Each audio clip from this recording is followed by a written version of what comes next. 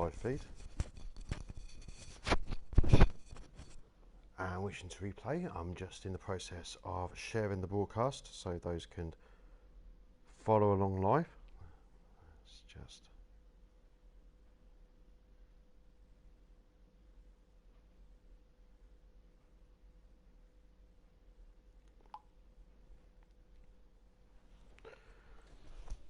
shared that with the live, with WhatsApp to allow people to join on the live feed.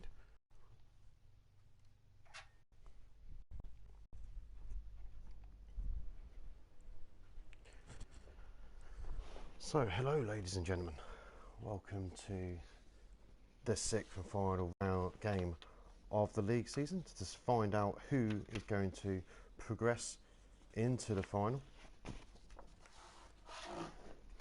Today's game sees Ben's yellow 11 versus Ollie's green 11. The teams will be on the screen very, very shortly as we get the broadcast underway.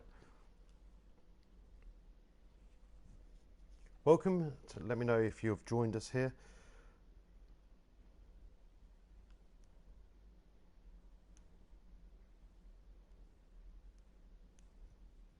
I can see one person has joined the live feed. Say hello, let me know who it is.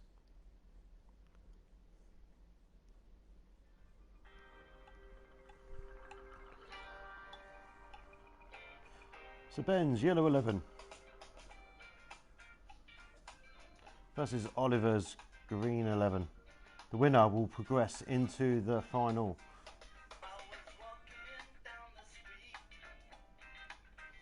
The loser will come last in the league stage, as Greg's Reds did enough to ensure that they will not finish bottom unless there is a tie between yellows and the greens.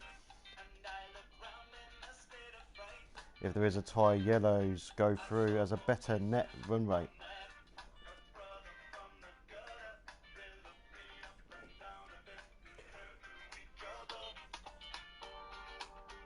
So, ladies and gentlemen, let's get straight into the broadcast. 20 minutes later than advertised, do apologise.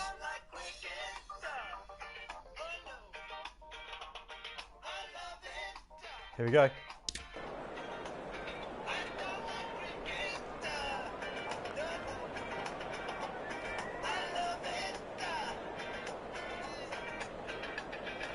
A crumbling pitch here, soft. This must-win game for both sides.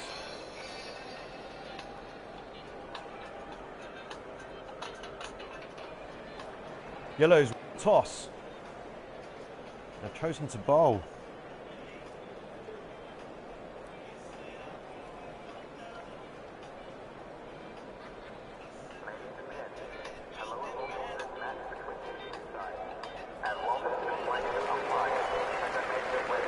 The openers come out. It's Sandy and Paul Watts going to open the batting. Sandy with a high score of 33. Not quite set the tournament on fire as yet. Maybe today's the day. Ben Cole's going to open the bowling for the Yellows.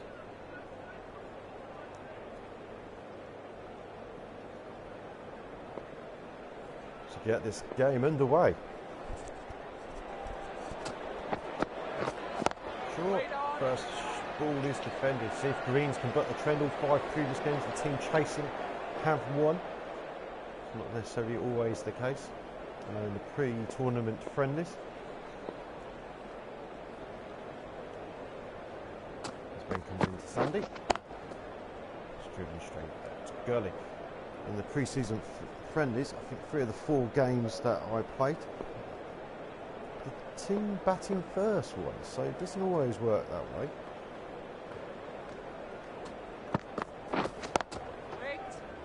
This ball's defended into mid-wicket. Could have run, side not two. Ben's already up to 91 miles per hour.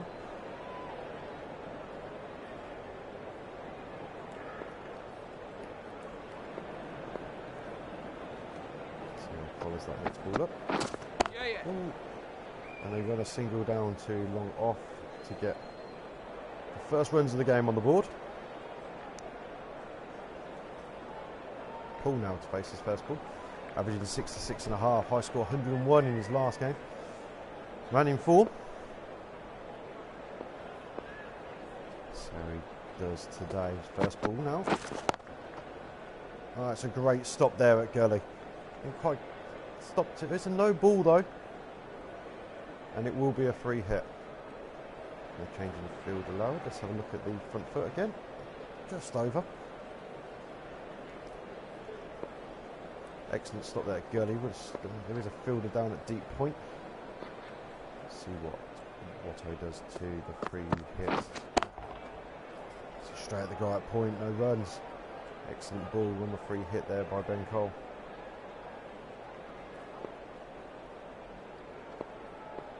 Greens would like to set an impressive total, especially with their array of spin options. See the next ball. It's cut straight at go. 2 for none off the first over.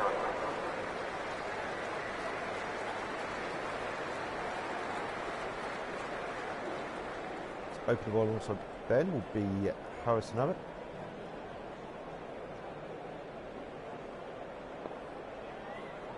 Leg spinner being introduced nice and early.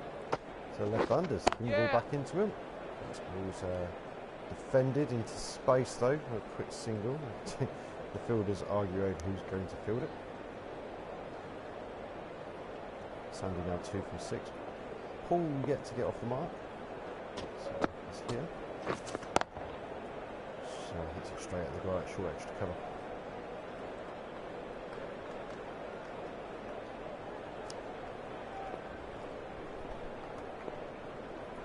Nice to Paul once again. Yep. A little bit full, and he sweeps it away from the first boundary of the innings. Goes to the midwicket boundary 4. That's Watto off the mark also.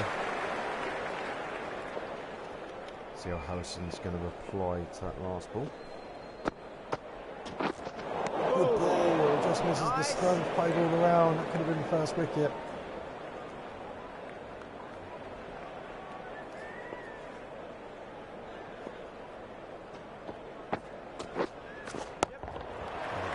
A bit short that one. And gets down there and sweeps away.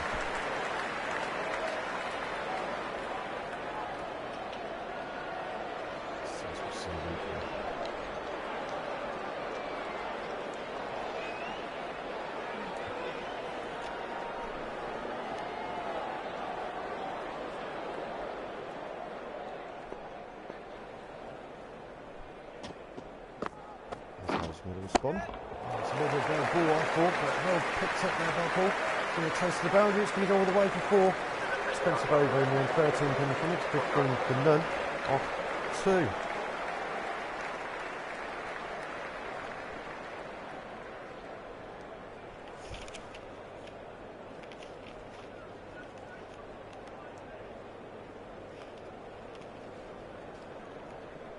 Ben to continue.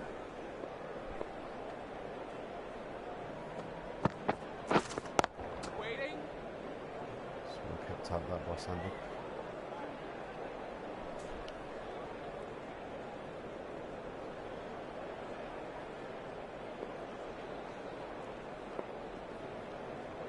Then back in again, rise at the crease.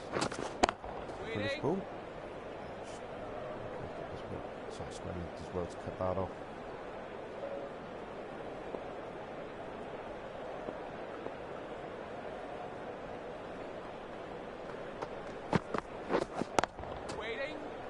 Again, straight to square leg, yet to score off this over. 3 dot balls now for Ben, so we can keep this pressure up high.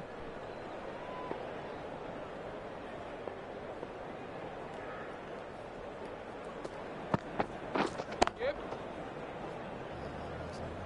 Lovely drive to the extra cover boundary.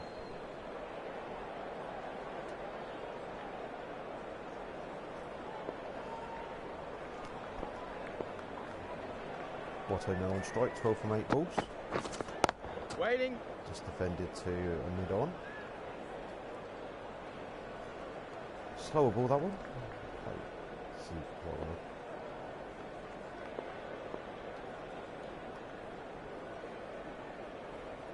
Going to finish the over now. That's 1 strike. Waiting. He's defended again. Only 1 from it. Good over. 16 for 9 off 4.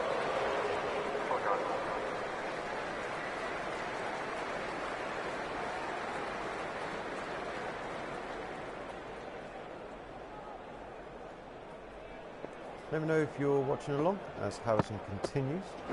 Foolish ball. Hit straight to the gut point. Sandy is now on strike.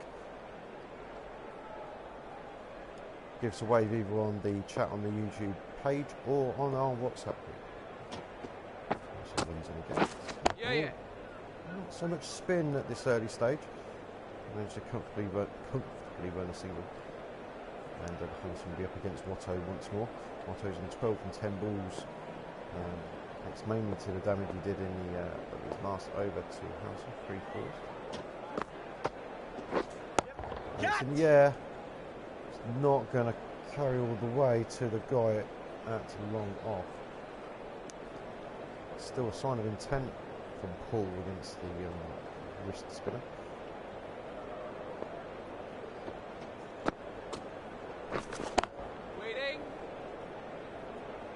Ball's a dot, a square leg or wide wicket runs round.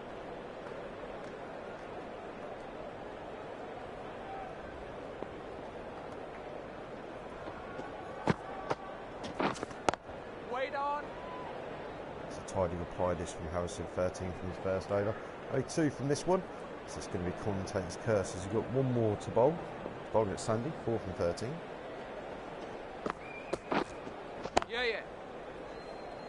And that was a little bit full. It's going to go all the way to the mid-wicket boundary. It's going to be 4.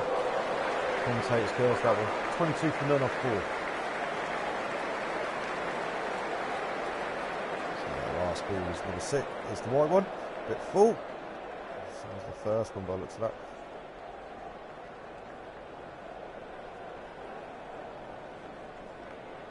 Ben is going to continue. As Chris will say, up the hill. Yep. Marks on the pitch already from Ben's running through. 91.1 miles per hour, single taken from Paul to deep point.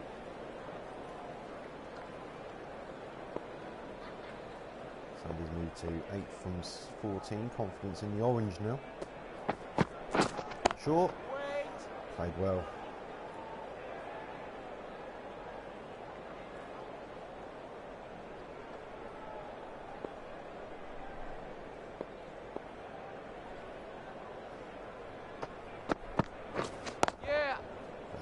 Lovely shot that by Sandy through mid-wicket. Got on the boundary down there, runs in. And keeps it to 1. Must win for both sides. The winner of this match will go through to the final to play the Dan's Blues. Will probably be favourites after the top of the group. Yeah. See another single to the point boundary. So that if one of these teams get a massive net runway win, I think it needs to be somewhat 15 overs or win, maybe even more. They can topple the Blues, but very unlikely. So the next ball is hit down to fine leg for 1. Overthrow, well backed up though. 4 coming so far from this Ben Cole over. Bowling well so far. 7 runs coming from his 2.5 overs. Yep. In the air, didn't quite go to the fielder. Went in the gap for another single. It's 5 from. Oh, there's an overthrows. There's a guy on the field boundary down there, but they managed to get 2, I believe. They went through again. 6 from the over, 28 from them. 5. Bit sloppy, bit of freedom there from these earlier. One lap to start with. Harrison's going to continue after his tight over in last time. Sandy on strike. It's a little full, but Sandy can't get the sweep out in time. It's going to be 1.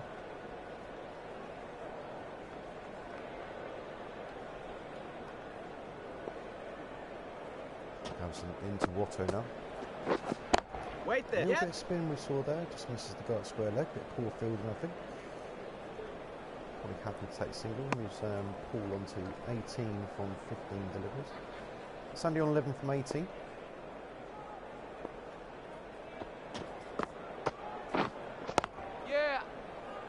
Ball's flicked again through mid-wicket. The square leg fielder's running back. They're running back for 2. Only 2 runs in the end. As long as there is no overthrows. Quite a little partnership so far for the Greens. 1 big over. Other than that, just knocking the ball around. Yeah. A lovely ball that was in the air again. wide of the two fielders in the circle on the leg side, and they win a single.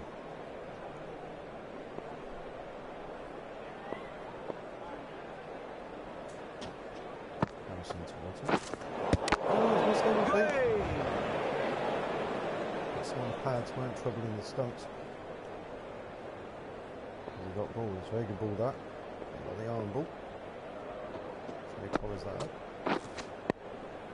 And it's defended by Paul. So Robert returns from H. 33 from number 6. 5 from the over. And got a length there. Couple of them a little bit short. Both for Sandy. Got singles from both from the play. Matt Hoskins is going to come in with spin. So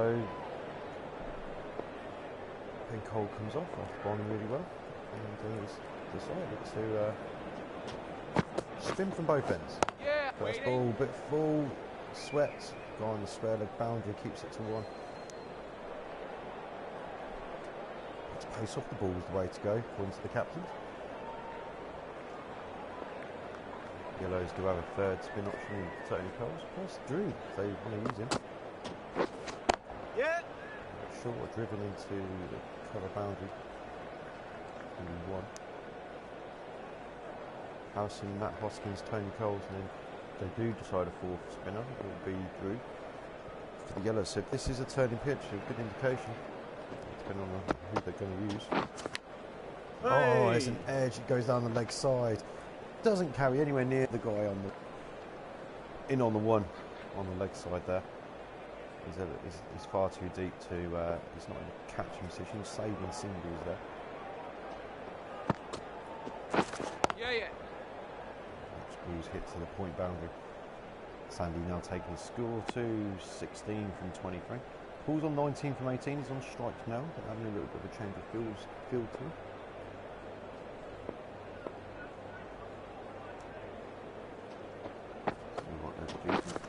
Yep. Driving the over again.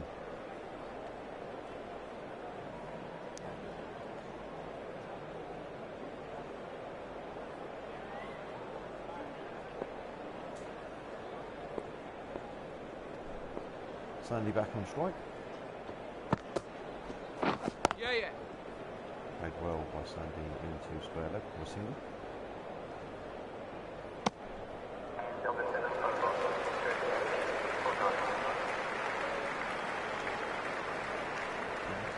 The over. 38 from none, 5 from that previous over, and we're going to see Harrison continue to his 4th over. Spin being used heavily here early on. And the others Yep. didn't, so the ball's just played past the guy at square leg for 1. And on the 5.4 and over at the moment. I'd say it's a good start for the Greens. Give them an opportunity to push on. If you get the sweep shot out, Paul saw it early, and it goes to the mid-wicket boundary for 4.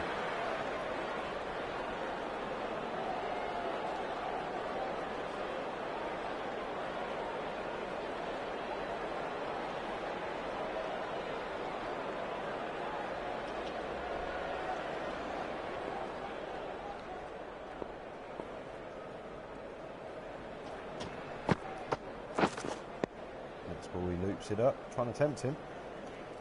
Won't having any of it. Dot ball. Confidence bar for Paul's now gone green. 24 from 21. Looking forward a couple of dot balls with an excellent strike rate so far and a good open partnership so far for the Greens. Yep. See the spin now as it's played to the square leg boundary. 4-1.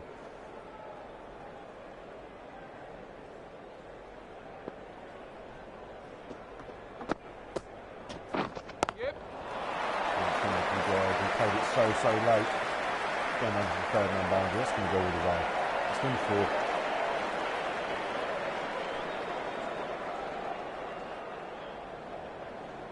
Sandy's score 22 from 26 now. Just moving through the gears, you can sense. So I'm just going to reply. Got a ball to finish the over. 10 coming from it. A little bit pricey, but it's 48 from none, not 8. 6 and over. Greens are going up. And I can say that the Greens are not really played too many shots in anger, as Matt Hoskins is going to continue on the other end. Let's go straight at the fielder and move on.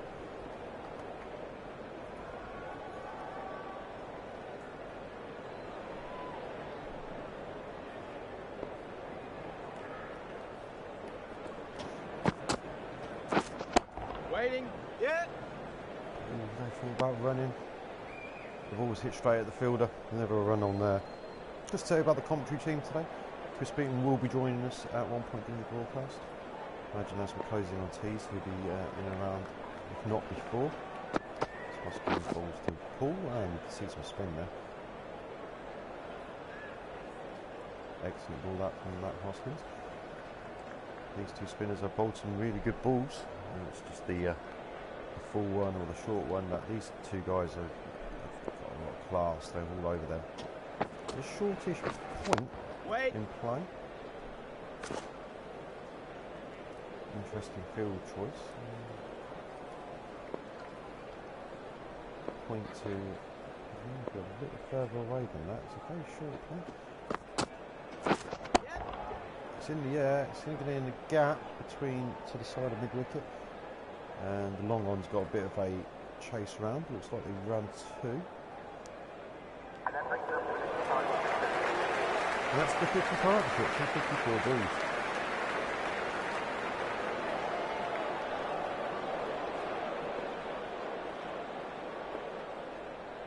Paul still on strike after that too. Wait. Tries to do the same, but Ollie can find a fielder. Two coming from the over, excellent over there to bring the run rate back down. 50 for none off 9. Is Ben going to maintain this start with spinners? He does, as Harrison continues into his 5th over. Though he's been pricey, he does look like he's going to take a wicket at any time. Yeah. That's ball is over. Driven to the cover boundary. 1. He scored 23 from 28 for Sandy. Pulls on 27 from 28. These two have done excellent 50 within the first 9 overs. Waiting. And there's some more spin here. This pitch is definitely turning. The other seam option, they have got John Hill, Lewis Coles. We have got 3 spinners in the team. This ball, I thought the batsmen weren't going to get that. The ball ends up playing it well. We have a chase on here for long on. And he keeps it, I think, to 2.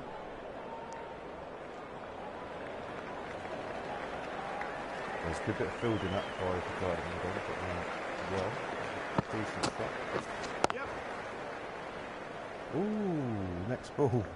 Watto hit straight at Sandy. They say yes, and as soon as the ball hits him, they turn around. Harrison didn't want to field that. He does in the end. So I think he's very looking likely to take a wicket. Yep. And the next ball's driven. That's a lovely shot through mid-wicket. There's going to be a bit of a chase on to stop that. Looks like it's 4. It's going to go all the way. Excellent timing, excellent placement. Takes Paul on to 33 from 32 balls. Harrison respond. Wait. Oh, cuts it away. A little bit airy. No run was taken though. 7 from the over. 57 from none. A ton.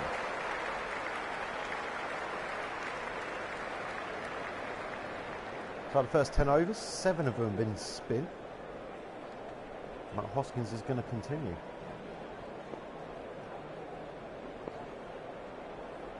Needs to run off 5.6. Something stop there. Sure wants to come. Probably drew.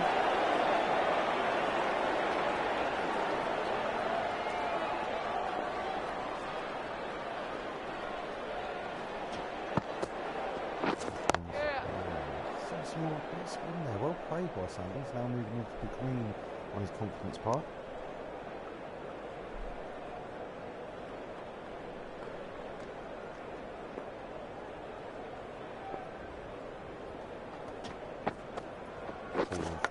Edges. Oh, it doesn't carry to the guy at short corner. Excellent stop though. Matt and H have managed to get a couple of edges here early on. Obviously, that time driven, fielder there to protect the boundary. They run a single, 2 from the first 4 balls.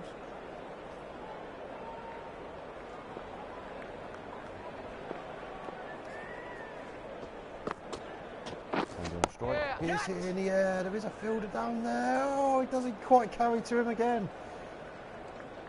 Just sense that the wicket could happen at any time with these two bowling, as we're going to see a replay.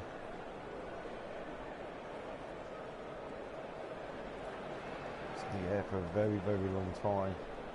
Didn't quite carry to the guy fielding there. Because of that, it's a fielding change with the 4 on the boundary, all straight down the ground from. Just hits the one at basically deep mid wicket. It's nowhere near him, to be fair. And 4 comes from 61 from run off 11.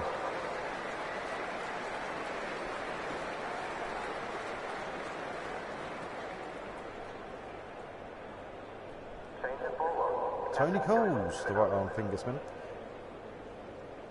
is going to carry on some more spin.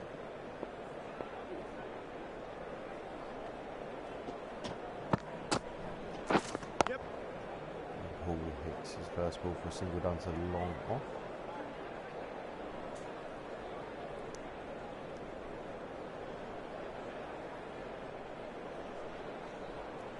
Round the wicket to Sandy. City point is in place. Ball's picked up early on. It's going to be cut off just about by deep mid wicket. Sandy 26 from 32. Who's on 36 from 37 deliveries. Turning the eyes at the crease. Oh, he's edged. No slip in place though. There was no run taken. But you can carry on seeing the reasons why the yellows are persisting with spin. Short point still in play. Very wide delivery, hit straight backward point there. Silly point in place now.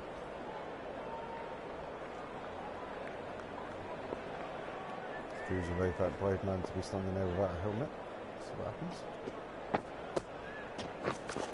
Oh, his edges all sorts. Everything there. Definitely looked straight, but I'm sure there was bat involved. And if anything, it was a dropped catch there by the wicket-keeper as he saw the ball land past him.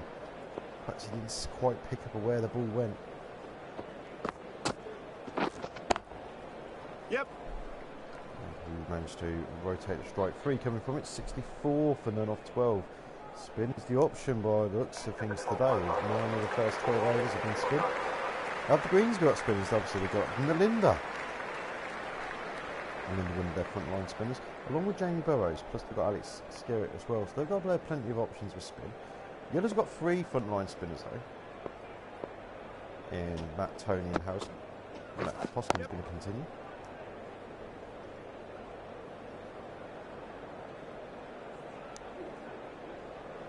Where the Greens have got the 2 in the Linda and Jamie. Through to the Yellows where it'll be used. It's their 4th spin option. Just see a single pushed out to basically deep back to point.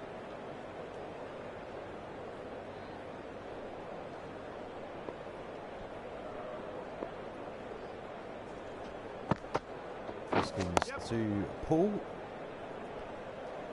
Single taken to mid wicket. Excellent partnership so far for these two. Runs have just slowed down slightly. Again, they've only had 2 or 3 really big overs. When I say big overs, they've gone for 10 and more runs. There's a big shot. Hoyt into mid-wicket. It's well fielded there. Picked it up lovely in the end. Sandy playing it on the floor. Probably not where he wanted to go, but there was still this turn in this pitch.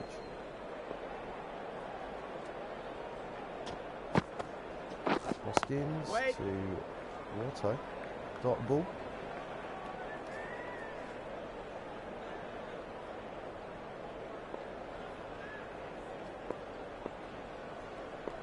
Pass ball the over them.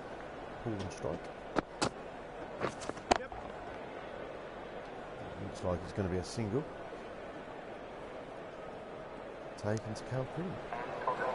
5 from over. 69 of 13. For none.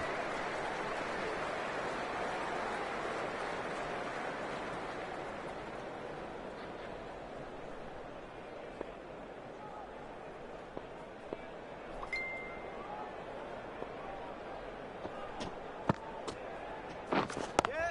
Tony Goals continues. Otto taking a single to mid-wicket, is into the 40s now.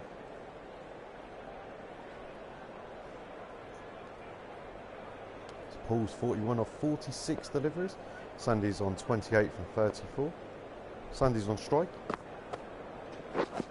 Yep. Hit straight through the legs of the guy at Silly Point.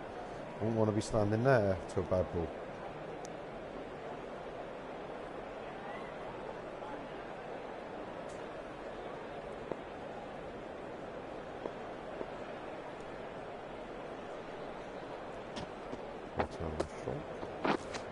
Into the rough. Driven straight at the right point.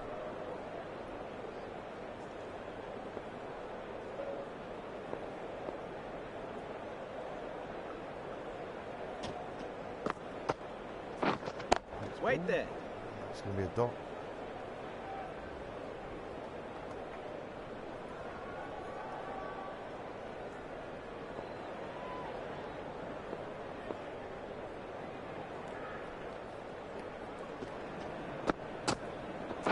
Yeah.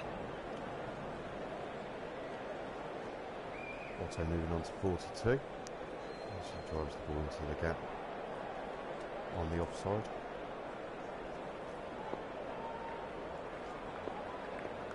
Tony been very economical so far. Bullish ball next. Waiting. Tries to flick it into the gap on mid-wicket, but fails to do so. So 3 from the over. 72 for none off 14. So that last ball was a little bit full. And the sweep didn't come out to it. Ben Cole's brought himself back into the attack. He dodged 3 overs previously for only 9 runs.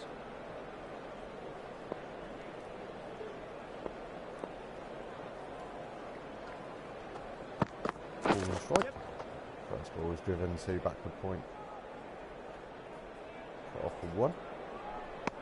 Run rate at the moment is on 5.14. Projection at this rate is 205.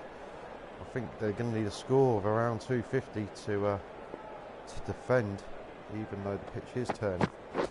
Yep. Greens now, both of them got the confidence in the green. So the Greens opening batsmen both got their confidence in the green, and seem to be comfortable enough against the seam here. It's on strike. Wait. This ball went in the air a little bit. Didn't play that with too much control, but it was safe enough.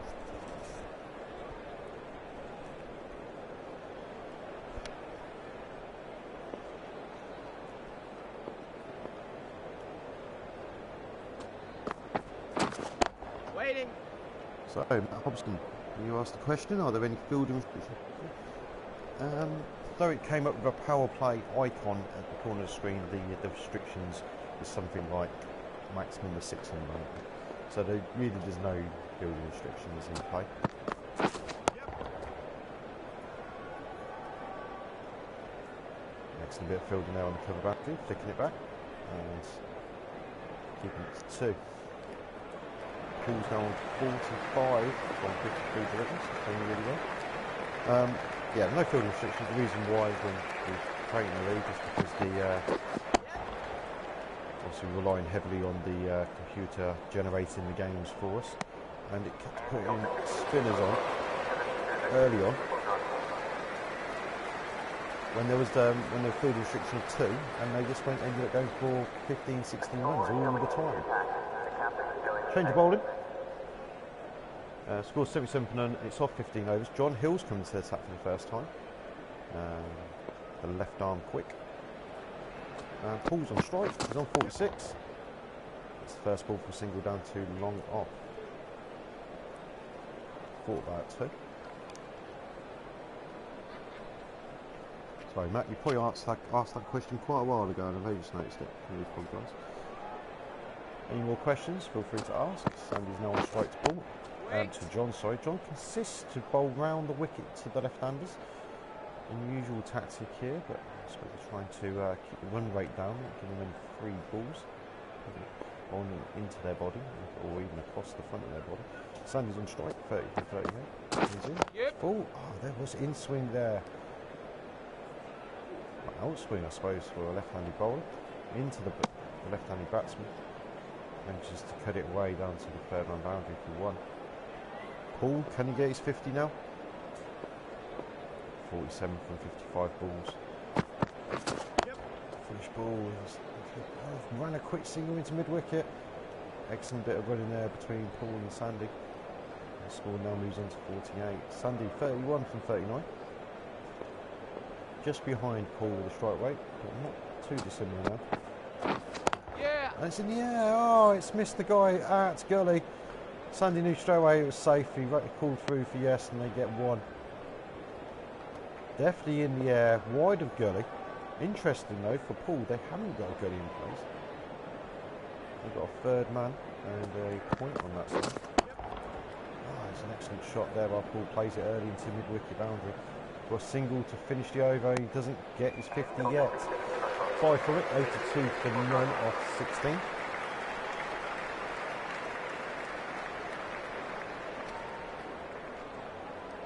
Ben Cole's going to continue for his 5th over. Anyone's got any questions, please put it either on the YouTube chat or put it on the WhatsApp group chat. Try and answer them as best as possible. Paul finally gets to his 50. On 58 balls.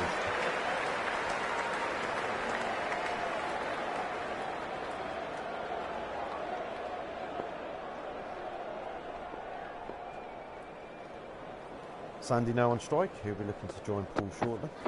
Short. Waiting. Can I go order that one? Couldn't place it where he wanted to. It ends up being a dot ball.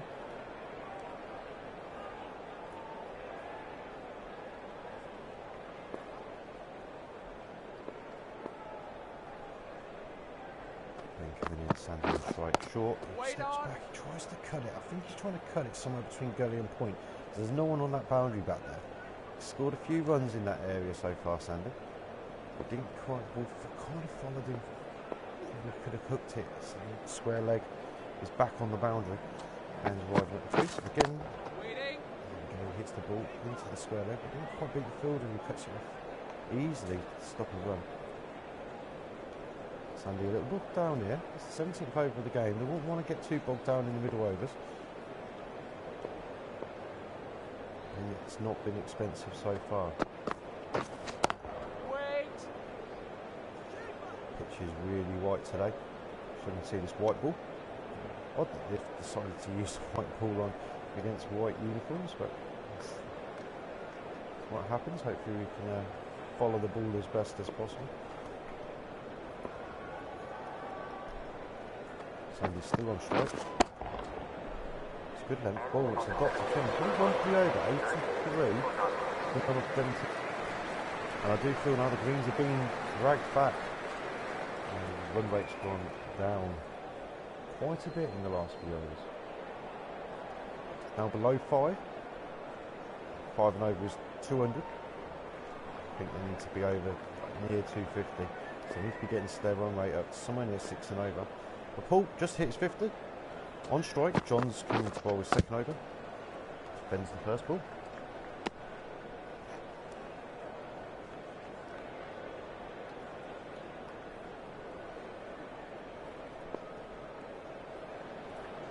Back in again, John. Now going over the wicket. Yep. Looks a better angle for me as well from here.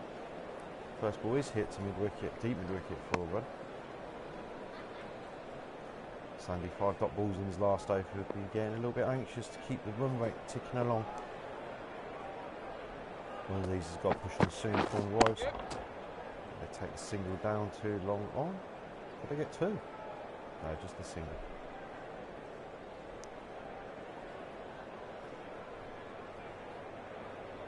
I do believe the openers have done excellent so far. The others are able to take a wicket that they're going to need to push on. Yeah. There's a wide ball. Give him some width, and Paul drives it between point and gully. And it's 4 runs. First boundary in quite a while, that is, for the Greens. A welcome boundary at that. And we're going to need a couple of big overs here just to get the run rate back up to where it needs to be. The score of near 250 is what I believe they're going to need today. Next ball, it's a little bit full. They're happy to drive the ball down the ground and take a single. 7 coming from this over so far. Out really playing a shot in anger. Maybe some big hitters coming in later on. Yeah. And then the next ball is driven. That's a great shot. That was well cut off by the guy on the point boundary. That was the last ball over. 8s came from it. It's 91 for none off 18.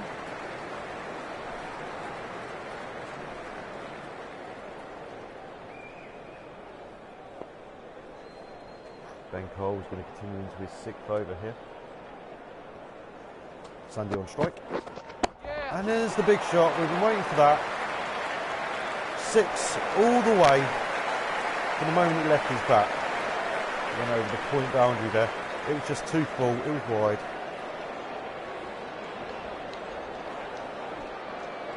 And that is 6.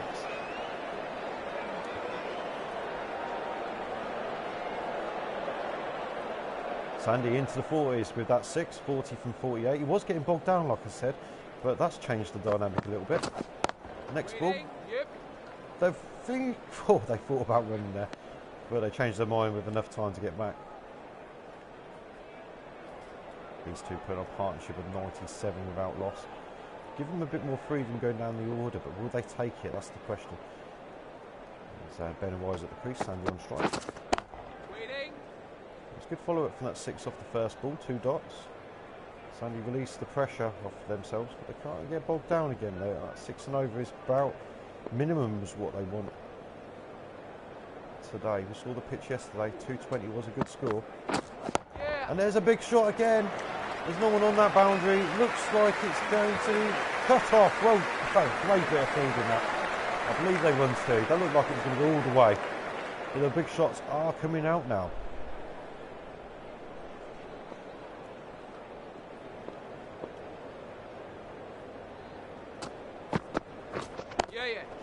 And Sandy helps it round the corner to find leg. There's no one down there. This could be an easy 2.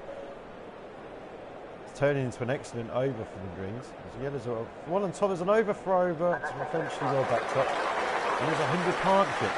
114 balls. The second 50 came in 60 balls it took him to take the second 50. Yeah. There's another big shot. Wasn't another big shot, but it was definitely well played and with a lot of purpose. 102 from them off 19, 11 coming from that over.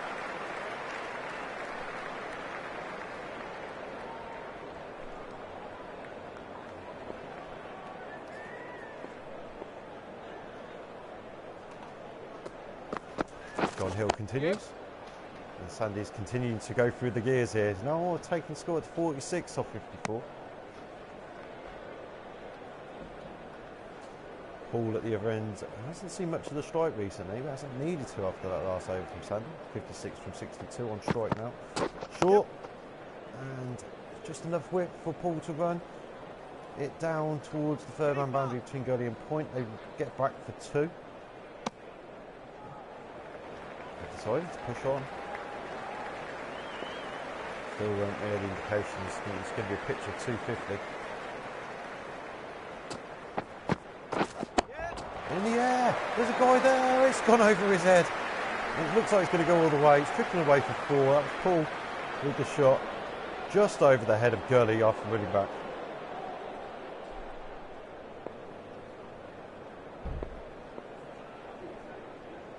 Now John going to respond. Rise at the crease. Drives the deep extra cover for a single.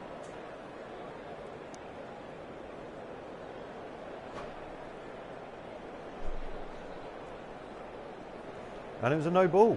Let's see John's no ball. Oh, only just over that line. Only just is enough though. We're on Nelson's column now after that. The no ball and the single run. Someone stand on one leg as John comes in for the free hit. And it's cut and it's caught, but unfortunately it's a no ball. It's a free hit, sorry. It's not a no ball, it's a free hit, so it doesn't count. Sandy trying to go to 50 in style there by cutting away. Loads of people to protect that shot away. Wait. Next ball's a dot as well. To finish, is that to finish the over? No. Got another ball to go. 9 so far coming from this John over. Short, it's cut. Oh, it's in the gap as well. This is Scully. There is, I thought he was in play as they run a single. 10 coming from the over in the end. Excellent over again from the Greens. 112 from none off 20 at the halfway stage. They continue this. You know they're going to score about 230 as Tony Coles is brought back into the attack for his third over. Bowled really well in his first two, and he goes for 6 runs in his first 2 overs. The run rate gone up to 5.6. Yeah. These two are both in, and that's an excellent shot back a point. They should be able to run 2 here as the point fielder retrieves the ball.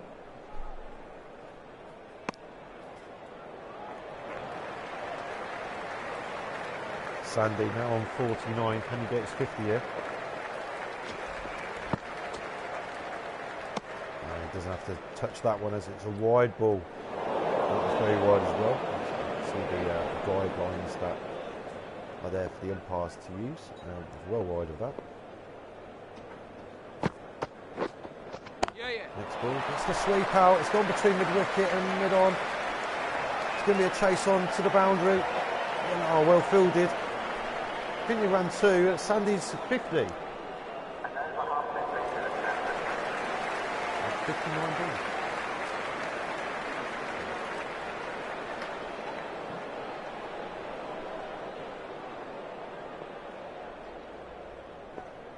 So let's see if we can get a response here from Tony. He's gone for 5 already in this over.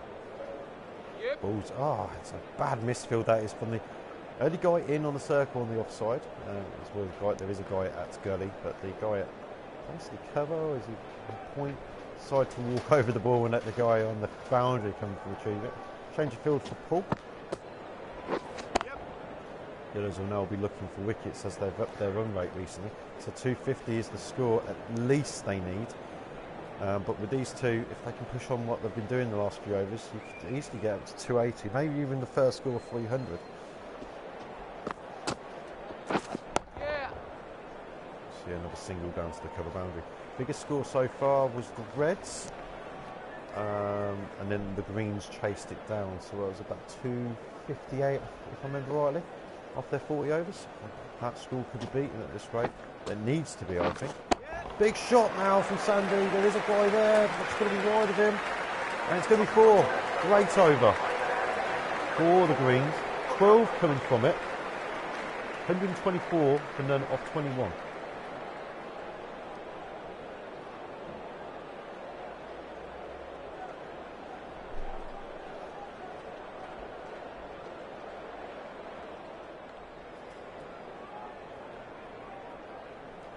Wagon with Sandy's 50, only 3 boundaries, 2 4s and a 6. A few more big shots were played.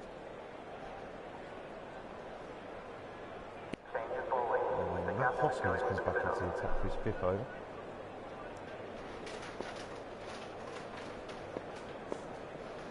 It's not been too expensive either. The run rate's gone up to 5.9. That's only gone for 4 and over. Oh, played it in front of his pads. Well played by Sandy. As he runs 2s, he's done this very well in the last few overs, really upping his score. He now takes his score to 55 from 62 balls. He's on 68 from 67. Over a run of ball, that's where they want to be. So Hoskins bowls to Sandy this time. Yeah. And it's driven into the gap on the offside. Looks like it's going to be a single.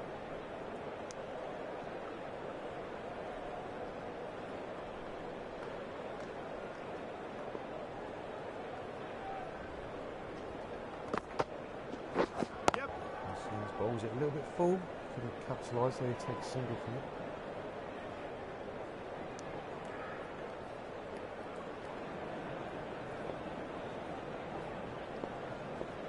Yellow's made a really good start with their spinners early doors. We see a full ball. Bold Sandy's can take a single down the ground. The Greens have got back into this. They look way behind the run rate, way below 5 and over. They've upped it the last 10 or so overs. They need a score of at least 250 here to contain the Yellow's batting.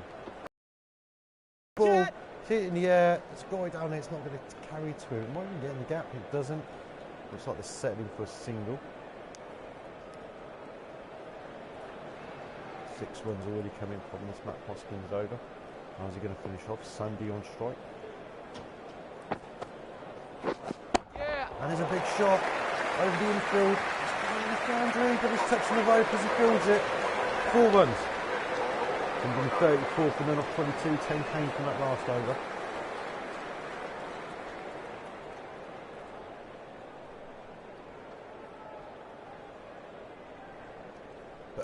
Excuse me, as Tony Coles is going to continue from the win.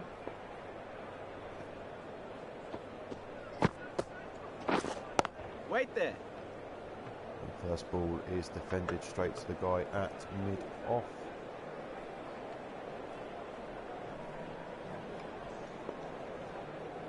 Paul's the man on strike, 70 from 70, done well so far. Yeah. Shot has driven it through the covers. It's going to take a quick single. Keep his excellent strike rate up, 100. Sandy, 61 from 65, is quickly catching him up though. Let's see what he does as he's on strike now. Yep. Single taken down to long off. A late call there. Could have went a bit earlier and got 2.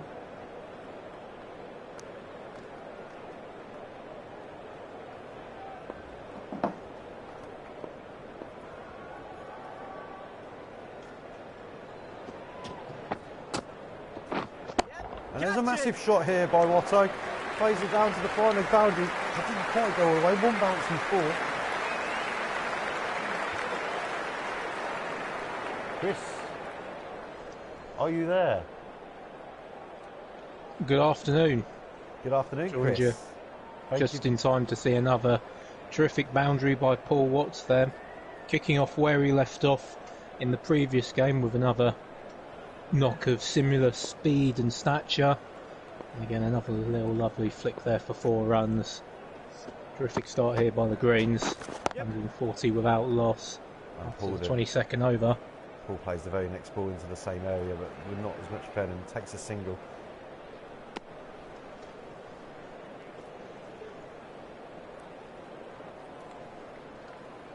Yeah, a little bit of a slow one there, perhaps looking to take the strike for the next over. Yeah. Last ball of the over, we see Sandy take a single into the covers. 8 runs coming from it, still a good over for the Greens. Well, they are pushing on, 142 for none off 23. Chris, can I have your thoughts while I just take a quick toilet break?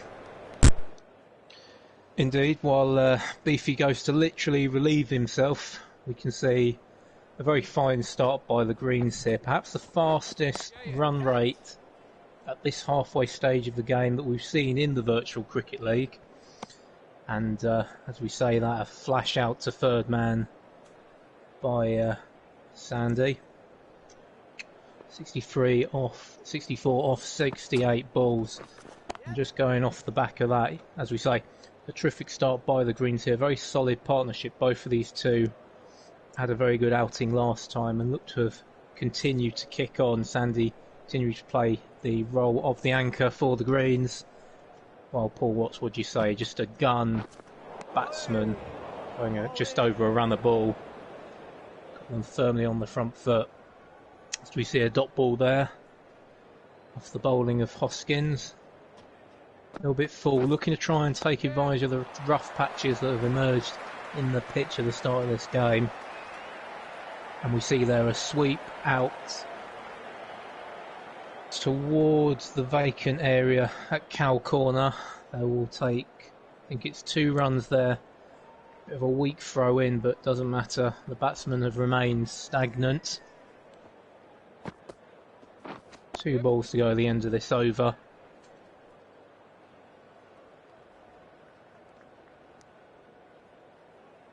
And we've just seen there again, hit into the gap through extra cover, and they just take the single off there. Building place, there's a man at third man, a man at extra cover, and mid-off out on the boundary. Looking to cover the offside strongly are the yellows. And what's very much in form, looking to play against the spin of Hoskins, and that is the end of the over.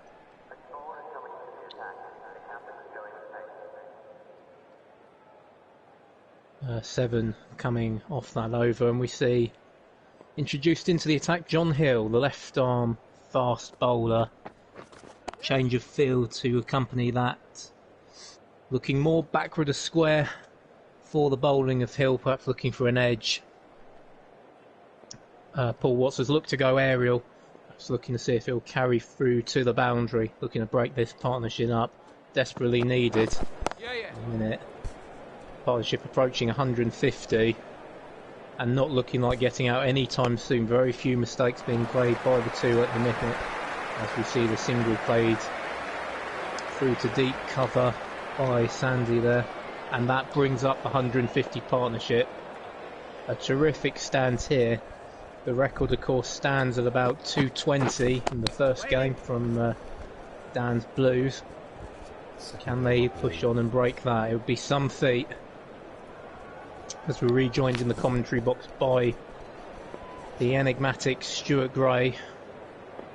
Beefy, just one question, how are you feeling? I'm feeling absolutely fine, mate. How are you? That's edgy. And it goes down to the third man boundary. I'm feeling absolutely fine.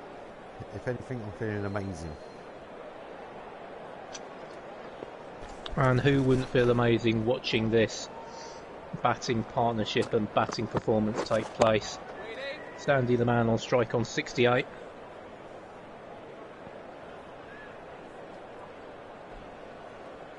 We'll have just seen a dot ball there down to square leg for no run. Last ball the over then. John running in. And he's played and missed it. I haven't played and missed in a long, long time. Only three. That for the Yellows. Give you back to you, Chris. So it took him 114 balls to get to 100. It took 148 balls to get to 150. So only another 34 balls to go from 100 to 150. These two have really have it up to the rate of just Tony. Reduced the played and missed. Yes, nice bowling.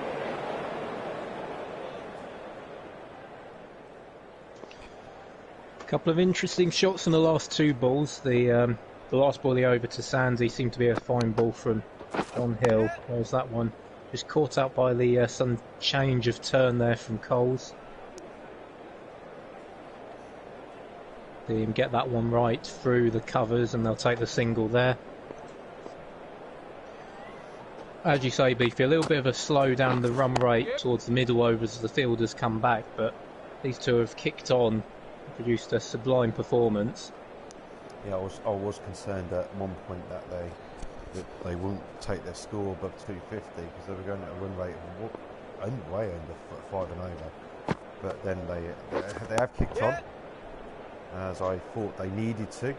I was thinking score of 250 minimum. I think at one point I mentioned 280 or even 300. The record at the moment I think is 258 by the Greens. That's got to be a minimum target at this point, I'm sure. Yep. Almost certainly, as we can see a few rough patches emerging in the pitch. But it does look very much a scoring day out there, a fast outfield. And as the pitch deteriorates over the course of the game, if these Greens can produce a high score towards the 300 mark, you have to think, and that is, well, would you say, a terrific six as I say that. Massive six that was. And just going back to that, looks like it, and as I was just saying, if they go on and continue to play shots like that, it's the way the pitch is deteriorating, you have to wonder whether this will be a foregone conclusion and we should be calling the fat lady out to give a bellow of Jerusalem. 161 for none off 26, as we see John Hill continue. coming around the wicket to the left-hander.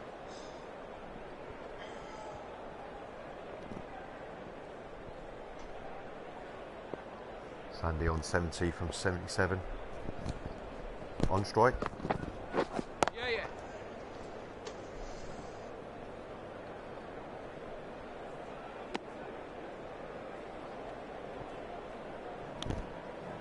Paul now on strike after that single. 88 from 82, I think that says. And there's a massive shot by Paul. One bouncing four. And it was a no ball to boot. Well, Paul Watts cashing in full blown off the no ball. Massive a little no bit ball too. as well. Pitched a little. Oh my word, that's a disaster. Just saying, pitched a little bit too full from John Hill, put it right in the slot for Watts to get there and swing towards back with a square leg for four.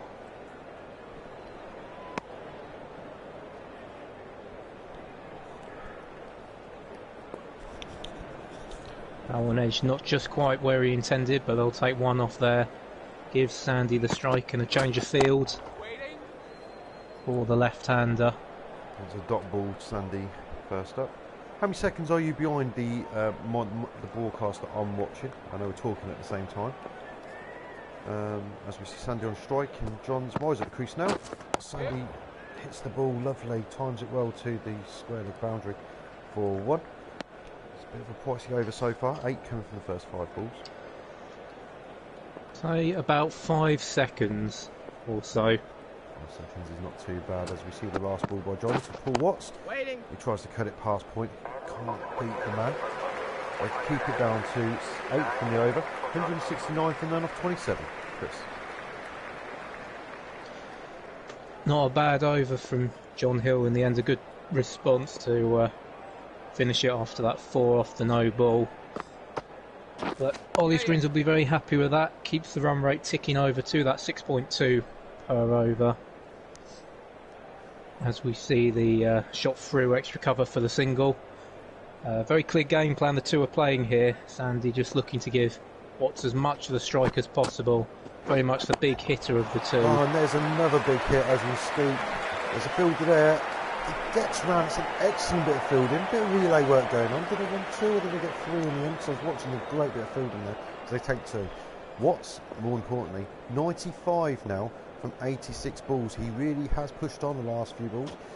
See if he can get his 50 here. Yep. And he just takes a single down the ground.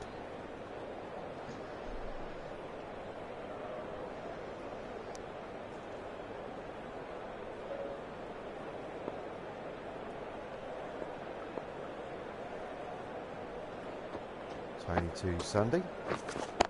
Wait. Sandy can't beat the fielder at point though. Sandy just again is just getting bogged down. He's letting Paul doing all the work. But if both these two can push on now, score of 300, I think is on the cards, Chris. I really do. I would have to agree with you here. Run rate at 6 and over, and you would have to imagine with the platform these two have set, the pinch hitters that they have further down the order. Not forgetting Forskett Brown, of course, various others. You'd have to wonder just how high they could get, potentially above 300 if all goes well. Just looking at some of the names: Mike Pennington, Alex Skerritt, Ollie, Liam, JB, Steve Micklewhite, Adrian.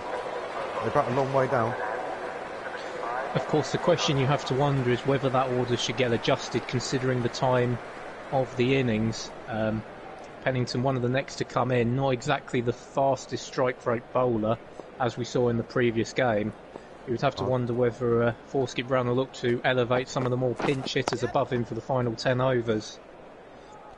Now, apparently they can't change the batting order after it's been produced to the match umpires unless there is an injury, which I doubt they'll feign at this late stage, but you never know. Well, at this point, I'd be getting Pennington's hand in the changing room and getting the bat over it. We've got an edge there. No one at gully, so it goes all the way down to the third man boundary for a single. There's a guy down there. Watts now on strike. 98 from 89. Is he going to get his 100 off of 90? as John arrives at the crease now. And he releases it. It's cut over the head of what would have been a slip cordon. And it's gone for 4. That's 100 for Paul Watts. Well, a bit of an odd way to get there, but 100 nonetheless, and that doesn't detract from a superb inning from Paul Watt. Very thick edge over the top of the slip cordon. I'm not sure they would have got to it even if they'd have been in place, but that is a superb innings, and I think one of the fastest hundreds we've seen in the virtual cricket league. It's been a joy to watch. I think it is our fastest 100. That was off 90 balls, that particular one. And we'll have a look back through the record books later on if we get a chance as John comes in. How's he going to respond? And we see a single taken, these two doing fantastic work so far. I must say... Exactly, very few... Carry on, sorry. Just going to say, very few risks taken between the two. There was a few edges early on. There was a catch taken off of a free hit earlier on in the game. There was a few edges. I think Harrison got, when he was bowling, there was a few balls in the air. Hoskins got one. I think Tony got an edge in his first over, but he edged it onto his pads and the keeper lost it and it bounced behind him.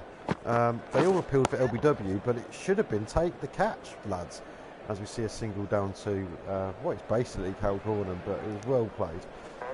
For 2, finish the over, 184 for none, 4 coming from it, after 29 overs now. Chris.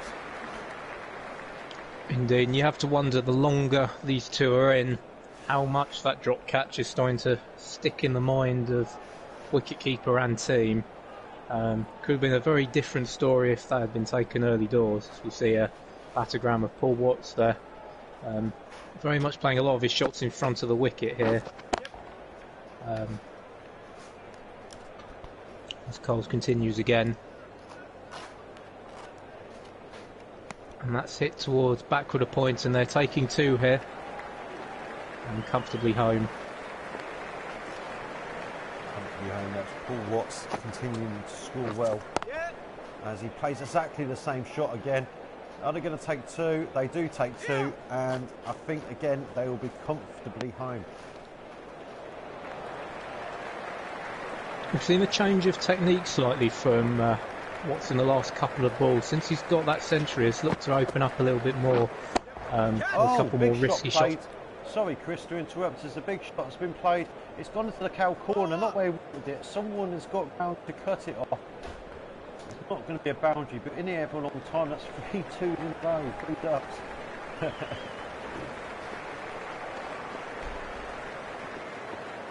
Very expensive over so far, but I think they'll be happy with that. He's just driven it through back of point. There's no one there. They could even maybe through the field as well.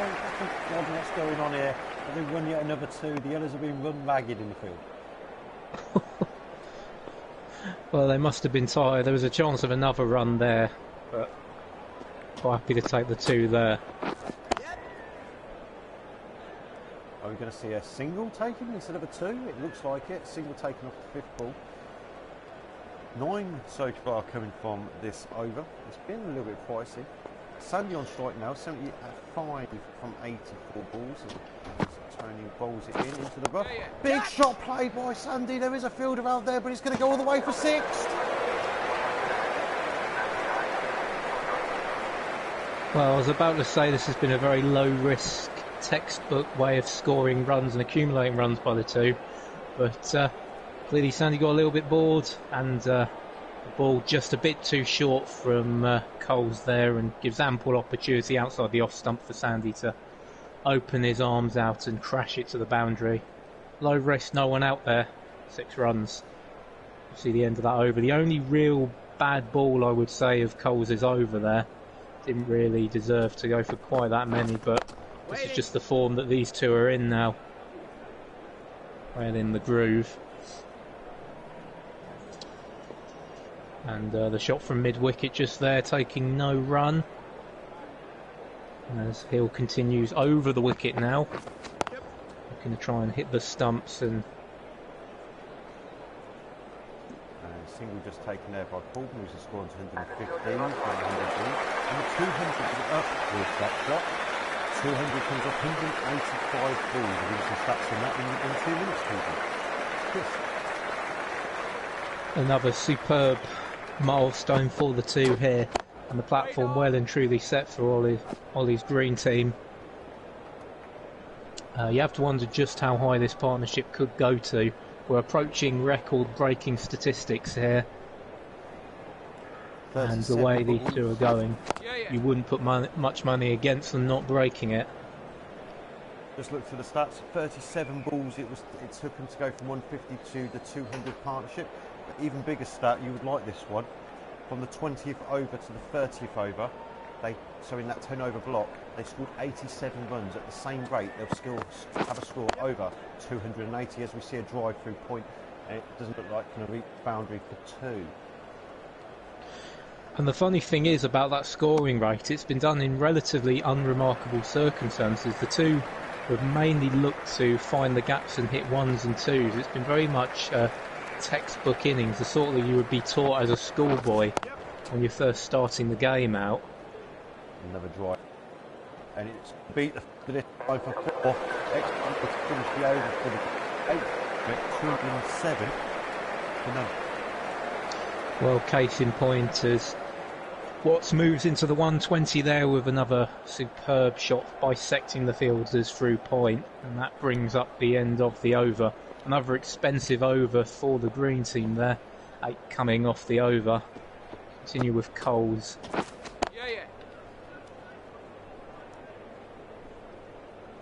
Tony Coles' last over of the game today. Imagine that they'll bring Harrison and Ben back into the attack at one point. It would be interesting to see how the young Abbott would get on this pitch. As we said, a few rough patches emerging that could benefit the leg spin of the young talent, as we just have seen a single taken there by the duo of Sandy and Watts.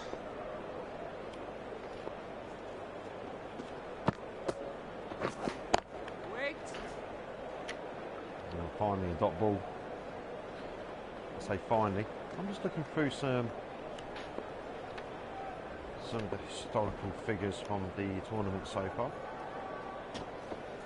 As we see Tony bowling at Sandy. Drives it for yet another single. Well dug up there by Sandy. The ball hitting the rough patch there. Well watched from outside the line of off stump. Big shot now for Paul Watts. It goes all the way. It's gone miles. It's into the hospitality tent for 6. Well, they'll be running in there to ask for the ball back and maybe getting a cup of coffee and a bit of hog roast. But meanwhile, Sandy Kapugikana going hog wild. He's been waiting patiently for the loose ball from Coles, and that one just thrown up a little bit too much into the slot and causing panic for all the hospitality staff there in the hospitality tent. We now just see a light single to finish the over. 217 without loss in the 32nd over now.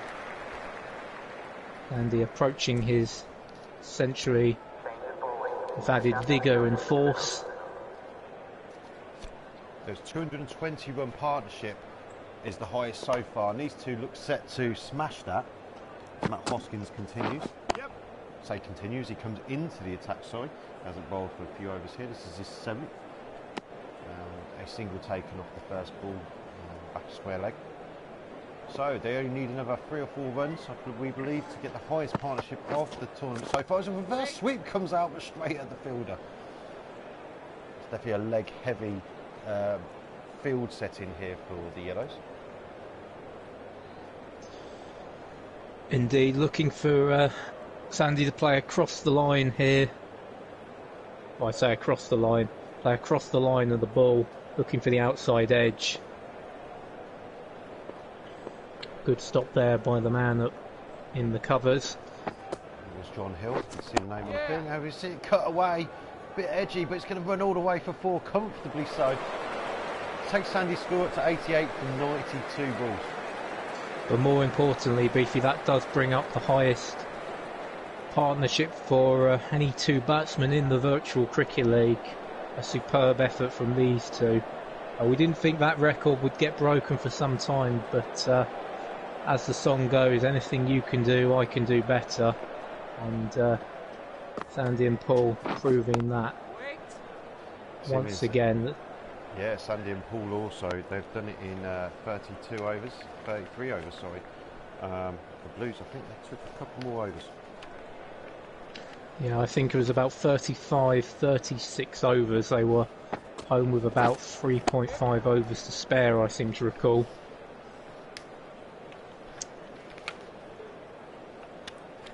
As Hoskins again continues up the hill.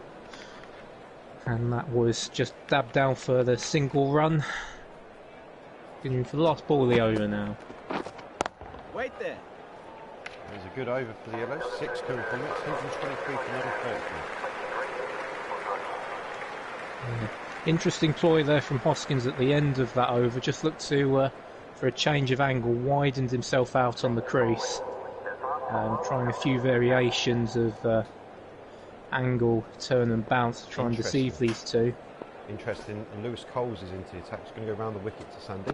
Here's his first ball. It's into the wicket short, and it's hooked away. What a shot that was, all the way for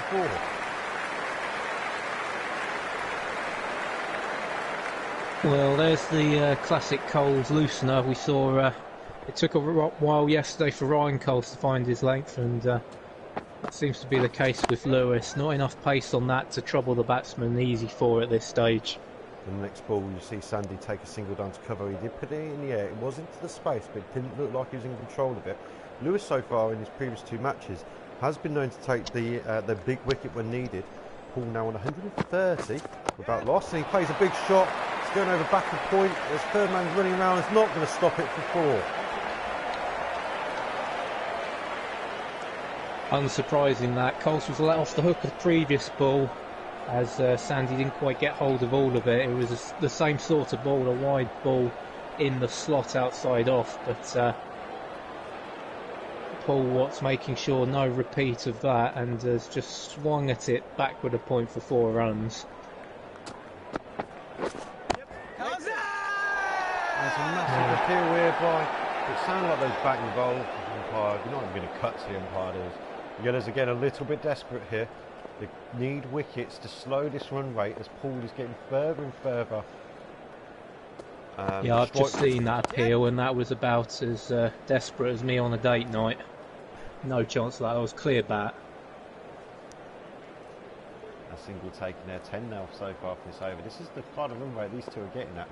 Could we see 300 here, Chris?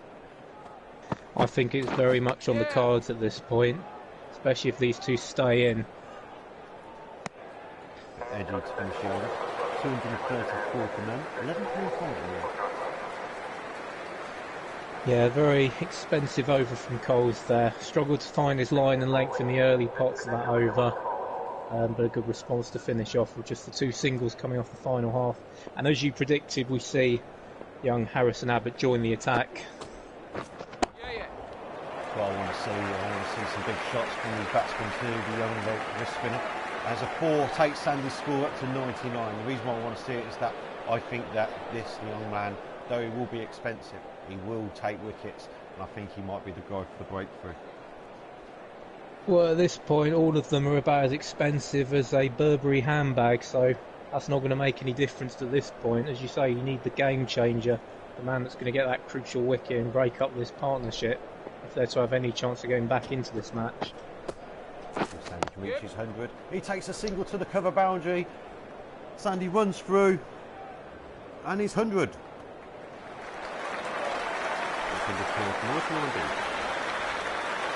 Very well played there. Played a very patient innings in the first 3 quarters of that innings. At one point, I think the run rate for him was about 0.75 a ball, but towards the back end has suddenly accelerated on, firmly in 5th gear now, and looks to push on. Clever guy doesn't see the ball as it runs past him. He chases back and they run for 2. Something I needed to add in the last over, and I forgot to do it. is that Paul Watts has now got the highest score in the tournament so far. Previously, 627 as we see him put another 4 3-point. Excellent shot. Moves Watts into the 140s. Looking good for the first ever 150 of the Virtual Cricket League. And coming off for the minute off just 111 balls. It's the fastest strike rate we've also seen. It's a very impressive strike rate. Someone's got to stand on one leg for 111 balls there. Oh no, 112 now. So yeah, let's just see this ball Harrison into Paul, and he defends it into the leg side. They run a quick single. I will add that Paul was the only person also to score 2 centuries, as he got 101 in his previous game. He's definitely a man in form now, and he's going to be a big threat if he does get through. The score's approaching 250 here. They're breaking all sorts of records. The Yellows won the toss and decided to bowl. There was a good wrong in there by Harrison. They turned down a single. Didn't leave it in the line. 12 points in it. As you see, bigger shots being played by Sandy. Yeah, another good over, and that keeps them well within the target of 300 here. 100 off 100 balls. In the case of Sandy, a more measured innings using all corners of the pitch, all angles of hypotheses there. Yep. And 5 overs now to come. Lewis Cole starts with a to Watto, who's cut down to third man. The ball's just retrieved by the wicketkeeper for a fumble. The run rate currently is at 7 and over, so predicting 280-ish. But what I will add, 47 runs come off the last 5 overs, so it's 9 and over. Yeah. Yeah, and I'm not sure what Coles is trying to do here. At this point, it's very much a line and length job. Just try and force the mistake out of these 2 batsmen.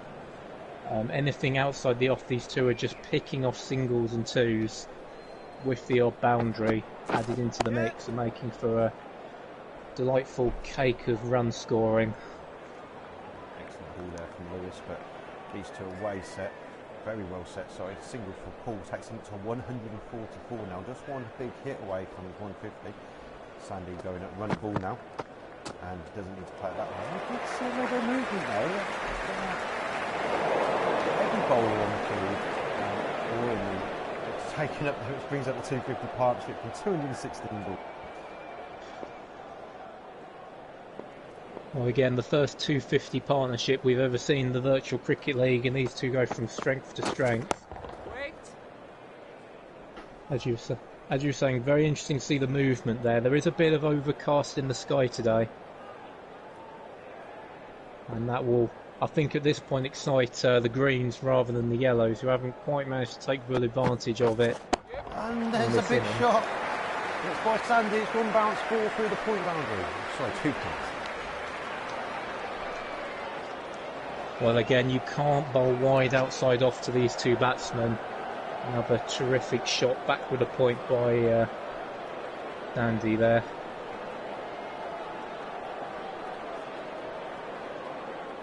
Fielders moved, but no chance. That was for the moment it came off the bat. There's another big shot by Sandy. There is a fielder there. He's coming in. Is it going to be the wicket? It's a wicket. No, it's not a wicket. I thought that would be a wicket. What's going on? They won a single. They bounced into the fielder's hands even. I thought that was going to be a wicket. It didn't get round in time. It bounced up into his hands. Do apologise for the excitement there.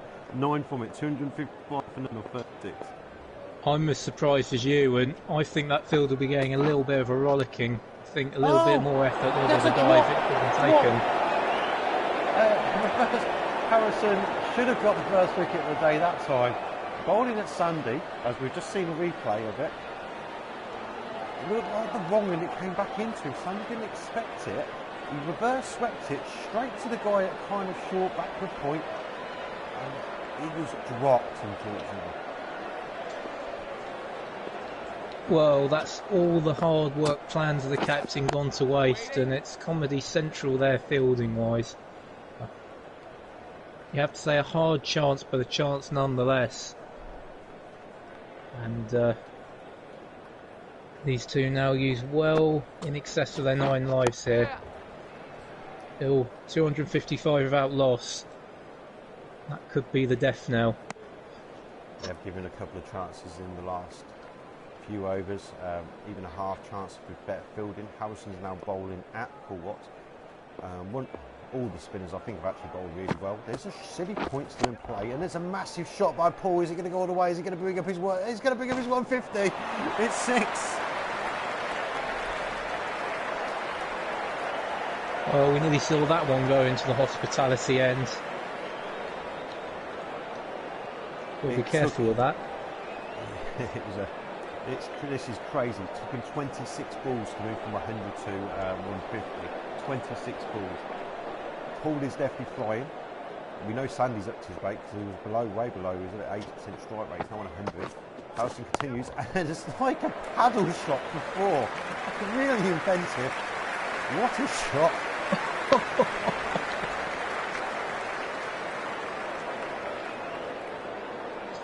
Well, the ball pitched outside the line of leg, so not really a lot of risk playing in that shot, and with the confidence that Sandy has at the minute, that was Paul. Anything's gonna that was Paul, sorry.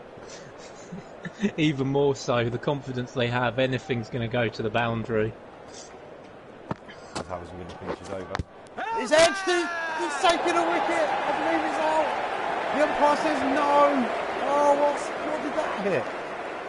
No referrals, obviously, at this level of the game, but I think that went through the legs. You think, could it hit the pads, maybe? Don't know. It sounded a bit. I think that went well through the legs.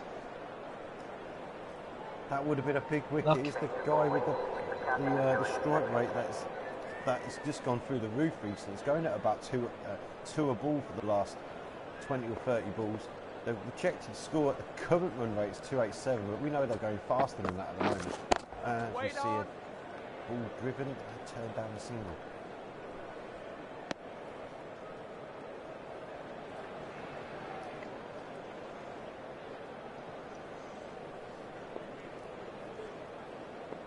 Interesting ploy, and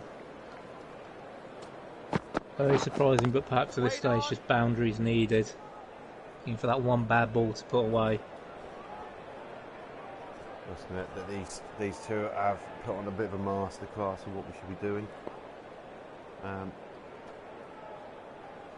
Yeah, any children out there, get your notepad out, take notes. This is exactly how you play an innings over 40 overs from start to finish. I need to keep a better eye on the YouTube chat. I do apologise, boys. Matt, you asked me a question quite a while ago. Who do you think is more likely to take a wicket? I thought it was going to be one of the spinners. We've seen edges and half chances to the spinners. And there's a wicket. Ben Coles just took it. Paul Watts is out for 154. Well, that was a shame. It was a beautiful innings, the 154. But he can hold his head up high there. The highest individual score by a batsman in the virtual cricket league, and what an innings it was. I'd also like to note some fantastic wicket keeping from Thompson there. Anticipated the edge well and moved well across his stumps to take that. That was a superb take. It needed a moment of brilliance to break these two up. 267 run partnership, 267 for 1. We've got Mike Penton at the crease. He won't have much time to get his confidence out of that red zone. This could slow the run rate down. This is exactly what the Ellis needed. It looked like they would comfortably get to 300. Now they're just going to probably settle to score around 280. Could a side batting first probably win? We don't know. Waiting.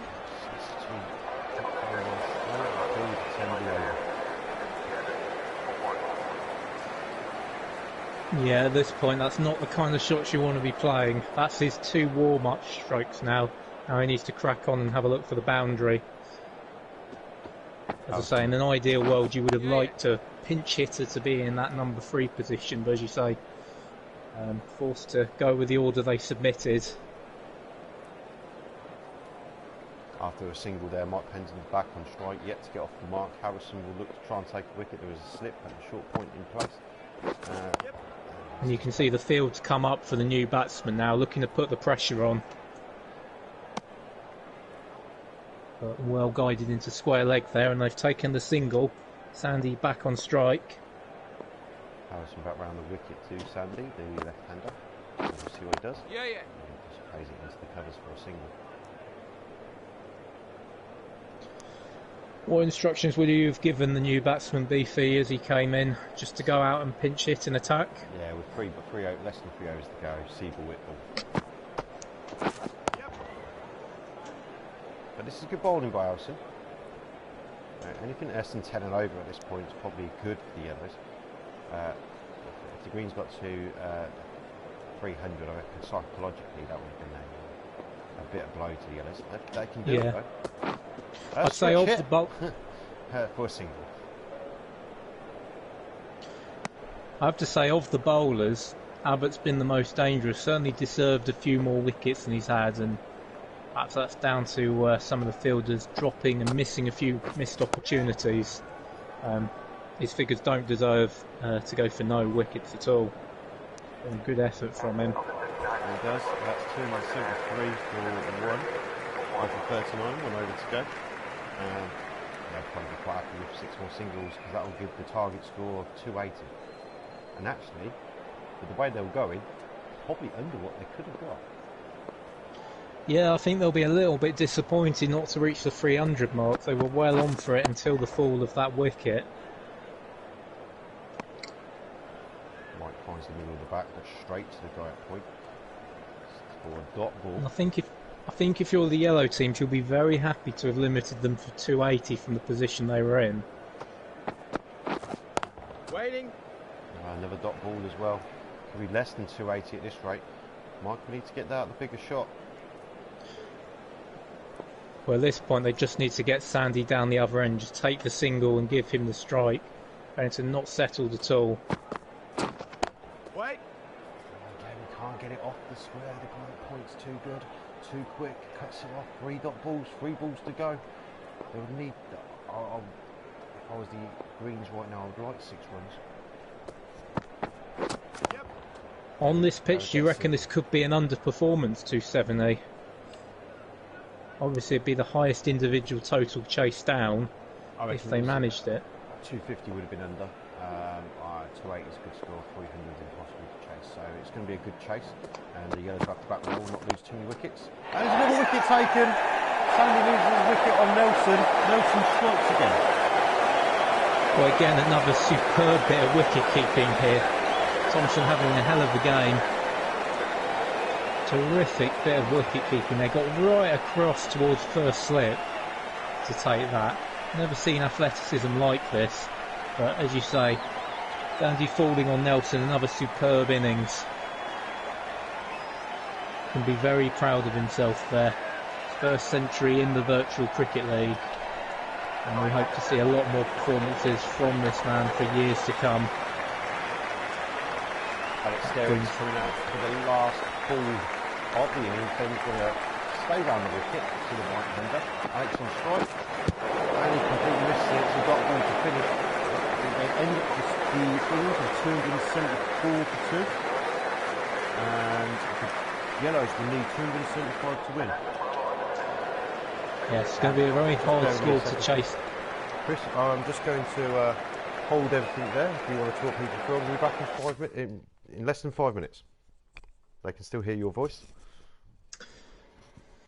Well, as you heard there, my co-commentator Stuart Gray just taking a small break there to calm himself down after that display of aggressive batting from Messrs Capo Gigana and Watt. A superb display there for the highest individual partnership in the virtual cricket league, going over 250 runs. We've never seen anything quite like that, and in many ways a huge shame that they couldn't finish the job off and reach the first 300 partnership. It was looking well on until the fall of Watts to the bowling of Abbott.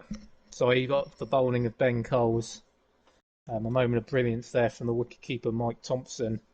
And you have to say, in my opinion, the Yellows will be quite happy with the display in the final 5 overs to limit them to just 25 runs in that last bit. A good performance there. So a lot of good hustle in the field, especially in the point and cover area towards the back end of that innings. In many ways, you have to wonder, is this a pass score? Granted, it is the highest individual total the team will have to chase down, and that's going to be no mean feat. But we have seen the teams batting second do seem to be the ones winning at the minute. No team batting first has won. Will this all be about to change? Who knows? But yeah, it will be very interesting in the coming hours to come.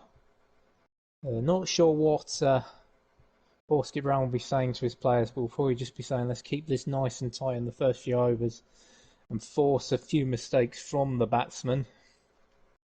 Look for a couple of early wickets and take the game from there. The platform, that was pretty much the story of the Greens innings. The platform was set by the opening pair,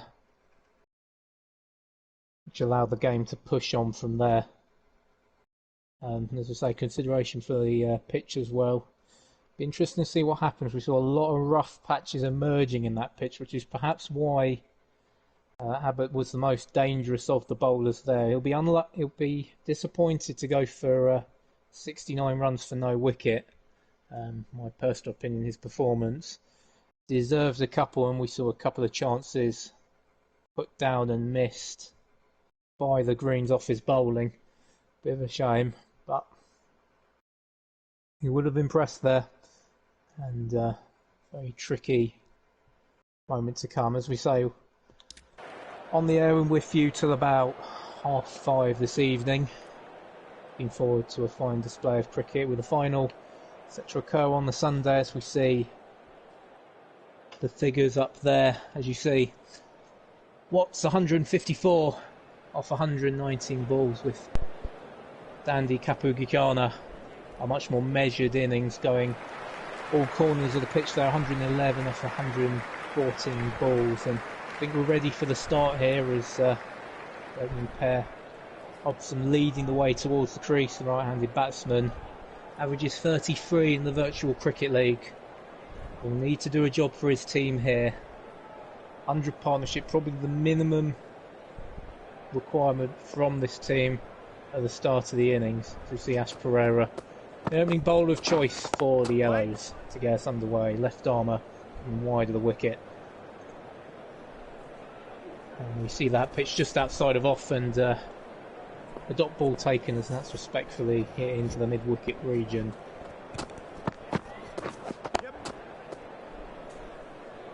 Hello Chris, and welcome back to this run chase. We are back live, obviously. Can the Yellows chase 275? As Greg has pointed out, team batting second is 5 out of 5. There will be some chase if the team batting second continue that sequence, to repeat what he said. Absolutely, I think this score is above par. Yeah. Driven Hobson are opening batting for the Yellows. Not normally openers, as they rotate the strike.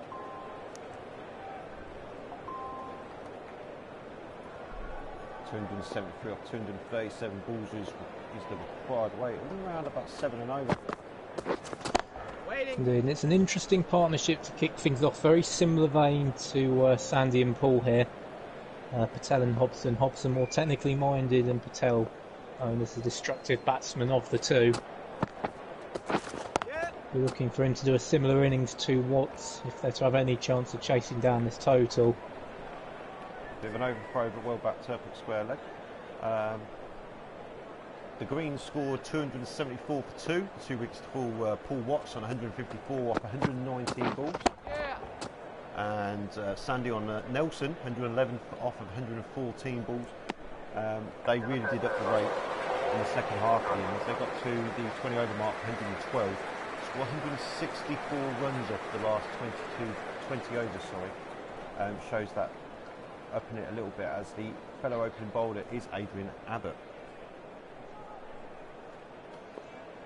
Interesting choice to start the innings, with the pitch deteriorating a bit. Looking to just take the pace off the ball and get some movement off of that pitch at the minute. Bit like a cake, you have to say. The hard crust exposing the soft underbelly now. As we see a single taken off the first ball of his bowling.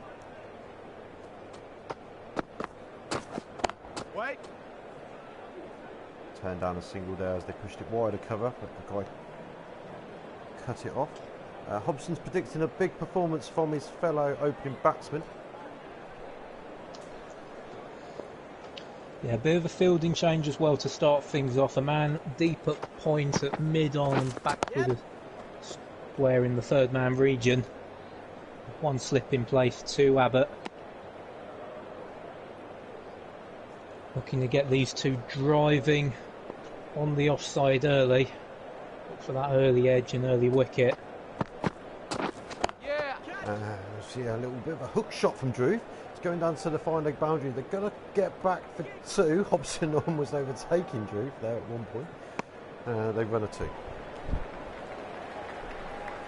Well, you see the gym programme of Hobson there. Explosive off the wicket. Very quick runner between the wickets. Yeah. 4 from the over so far. And again, another respectful back foot drive through the point region, and they take one there. Adrian in to bowl the last over. Last ball of the over. It's a dot ball. 9 for them off 2. Good over for the batting pair there, just looking to take the strike early doors. Pressure well on them. And I'm just going to leave the commentary booth for a few minutes and leave you in the capable hands of Stuart Gray. As Gray continues going up the hill.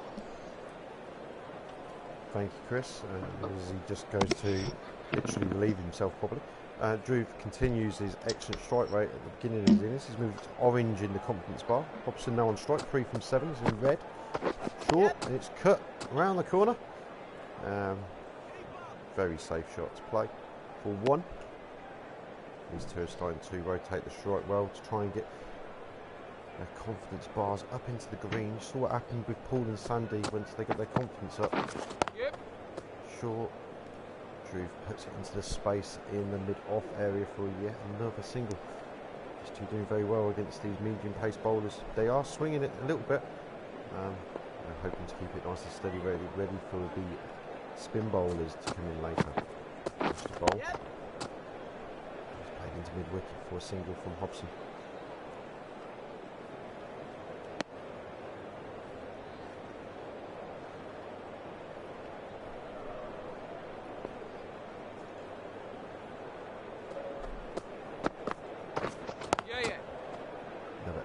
Shot into that area around mid-off. And the boundary comes in to keep it to 1. 5 singles off these 5 balls so far. Nice to keep it tight. And Hobson carry this momentum in.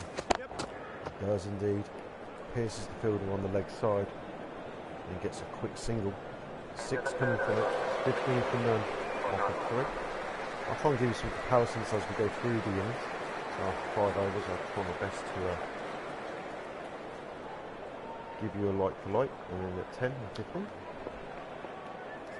to see how the run trace is progressing compared to how the greens set the total.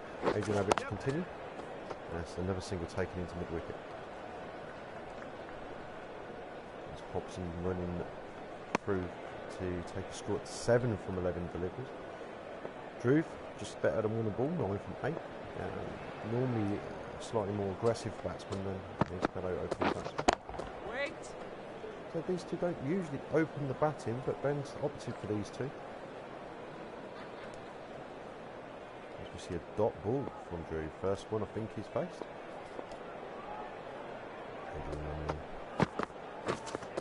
Wait. And he didn't quite time that as well, Drew. Talked about in the Greens innings getting bogged down, which they did do at one point. Their score rate really did slow from just after the 10 over mark. It's short. It's trying to be cut away by Drew. Completely misses it. He got Drew. Lucky if anything, not to get anything on that because it was very loose. There is a man on the point boundary waiting for that cut shot in the air. Another one short and outside the off stump. Played better this time by Drew. Runs through to take a score to 10. Good over so far from Abbott. Last ball of the over. Hobson is on strike. leg side. Hobson's all over that, drives it really well through mid-wicket for 4. 21 for none off 5. 2 leg side, 2 full. Hobson using his strength there to just time it through the mid-wicket region. Always going to beat the fielder in a run chase to the boundary.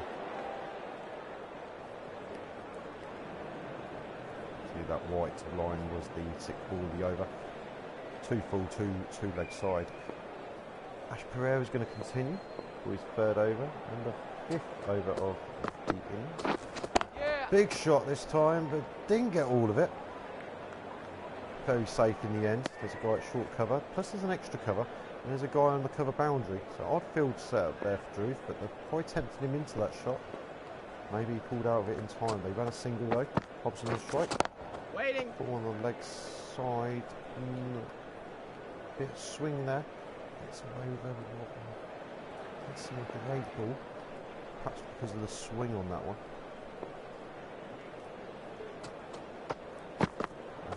Yep. And it's a single taken into the mid-off area. Mid-on's run round to Cabell. Keep it to a single.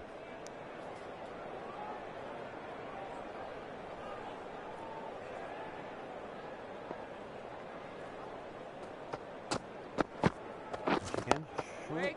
outside off stump. Druve couldn't beat the guy back a point.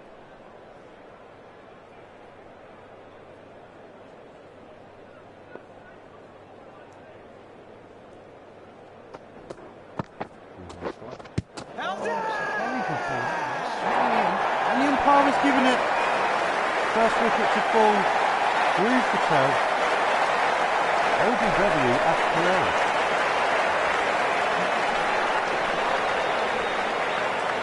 With 11 from 15 balls. Disappointed with that. Ball that pitched in line, swung straight. Great bowling by Ash Pereira.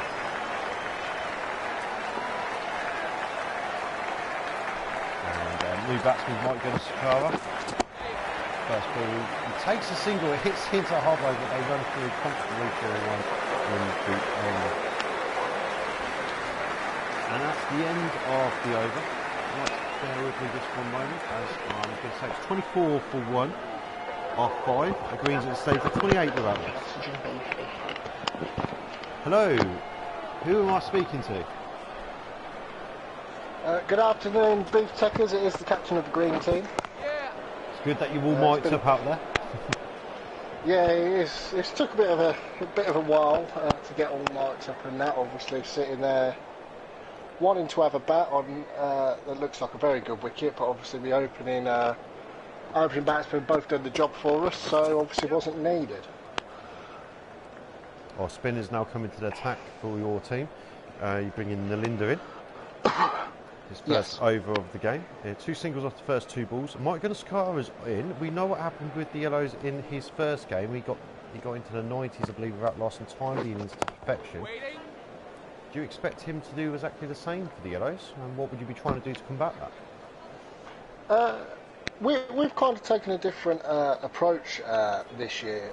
Well, obviously into this game, we've kind of had a bit of a mix-up in the batting lineup, but also in coaching staff as well. We're kind of taking a bit of a different mentality into this game. Obviously, we want to get to the final. Obviously, that first game really hurt us at the start, and it'd be nice to do the same thing back if we can get to the final still. So yeah, we've had a bit of a mix-up in the batting side of things. So and obviously in the coaching side of it, we've actually brought in a legendary Graham Kinnear as our head coach and batting and bowling coach. We've also Kevin Gardner, who obviously is also another legendary cricketer of Mears Ashby Cricket Club, in for the fielding side of things, and also he does bowl a bit of spin as well, so to help our spinners. So obviously picking up the early wicket of Drew was key. Something Ash Pereira has been working on really hard these last few weeks, obviously for these games. But yeah, obviously a mix-up in announcing in some coaching staff as well. So hopefully that will kind of tidy things up from where we were lacking. And hopefully, as you can see, it's helped us with the bat from the start. So hopefully it can help us with the ball and the fielding. Oh, you made an excellent start so far in this innings. Ash bowling really well. Oh, inside edge there. Hobson, it goes safe. Back of square leg, but they run through a single. You got Mike and Matt out there. Mike's on 3 for 5 deliveries. Not known for his high scoring, but surely they'll be able to time this run chase. As we see, sorry to interrupt you, but he's just played a great drive. It's gone all the way for 4. Mike, what a shot that was. Takes the score to 7 from 6. As we can see by this wicket, it's a lovely, it's a great batting wicket to play on. Obviously, we've used it. So, even though we have scored 242 and then off 201, I still think this could be a very close run chase.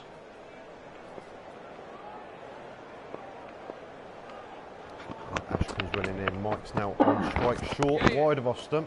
Plays it towards third man for a single. I obviously had missed yesterday. Obviously, we did have quite a bit of a, I don't want to say a heavy netting session, but we had a bit of an indoor session and a bit of a net session, and a bit of relaxation and stuff like that. So we actually missed yesterday's game. So if you could brief us on that, it would be much appreciated. 7 coming from that Ash Pereira over. It's 37 for 1 off 7 as Matt played the hook shots comfortably to the square leg boundary. Yesterday's game went almost to the wire. The Blues did lose, the Reds did win. Reds won by 3 wickets as the Linda will continue. Bowling that to Matt Hobson and run a single. Is it all down to this game then? Who plays the final? Yes, the winners of this game. So the Dan's Blues set 209 for 7 off their 40 overs. In reply, Greg's team left it until the very last over to get the winning runs, and they won by 3 wickets. Lots of wickets fell yesterday, 14 wickets. But that win for the Reds means that they cannot finish bottom, we believe, unless you two tie. So the Yellows and Greens tie, Reds still finish bottom. The loser of this game will finish 4th in the league. But the winners will go through to the final to play the Blues, which will be next Saturday. The game will be next Saturday. We believe it will be 2 or 3 o'clock to be the start time. It will be confirmed in the week.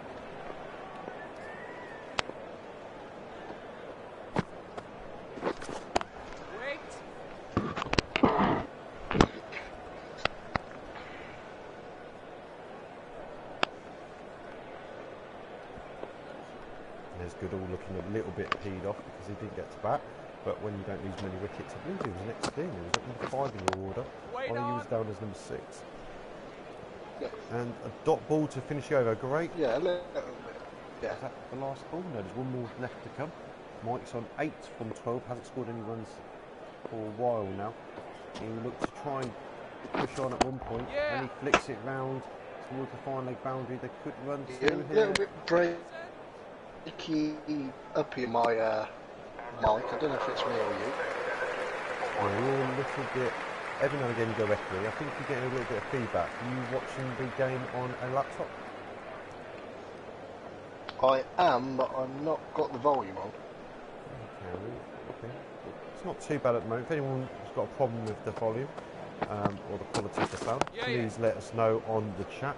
It seems okay at the moment. Ash Pereira continues for his 5th over. Yeah, you're a lot clearer now.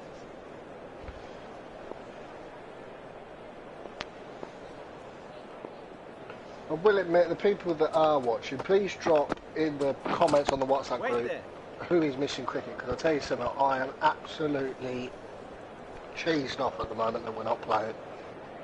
Well, yesterday's weather was beautiful. It would have been a great day to play cricket. I'm looking at the weather windows today. I'm glad I'm playing cricket on a windy weather like today, but I would have taken it.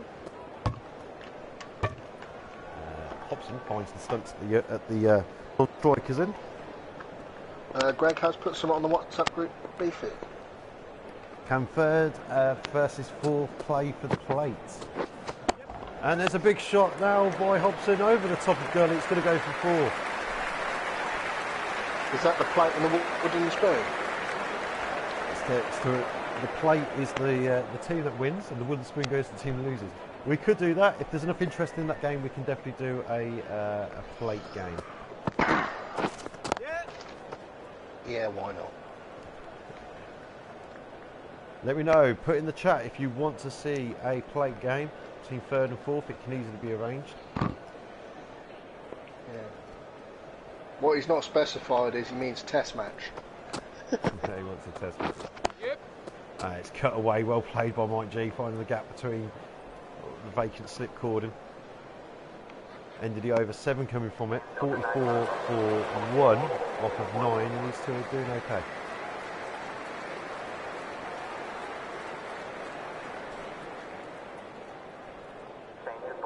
Jamie Burrows comes into the attack. The second spinner for the Greens. He's not taken a wicket so far in this tournament. I think it'd be quite interesting to see the runs and wickets. Well, he's taken 1 wicket. Wait. But it'd be quite interesting to see out of the, I'm trying to think now, 3-4 games that you play of who's highest scorer, most wickets, catches. I think that'd be quite interesting to see. Yeah. And there's a big shot played by Mike G. It's going to go to the cover boundary. Great bit of fielding there. Funny you should say that. After 5 games of the league, this is game 6 that we're watching now. The leading run scorer was Jamie Chamberlain before today on 177. Billy was on 173. Now we know that Watto's overtaken and that he's gone up to about 280 runs total. The best. I think Sandy's in the mix as well now. Sandy will be up there somewhere after he's won 111 today. So I think he's got both 30s and 40s in the last 2 games. Before today's game, the highest average goes to Charlie Fredcold of the Blues. He has an average of exactly 100. One ahead of Ryan Coles on 99. Chris Love has an average of 93. He got 93 yesterday opening the batting for the Blues. Go on, Lovey. Why are you batting 11 for the first team on a Saturday? You need to have a word with the new skipper. Yes, Dan, they did overtake their partnership. They have the record now. They scored 267. And there's a massive appeal. He looks close. The umpire's not having it. Hobson moving his confidence into the green. Could have got himself out there, but he gets away with it. Who's paid him off? So after 10 overs, the Yellows are 45 for 1. At the same stage, the Greens were 57 without loss.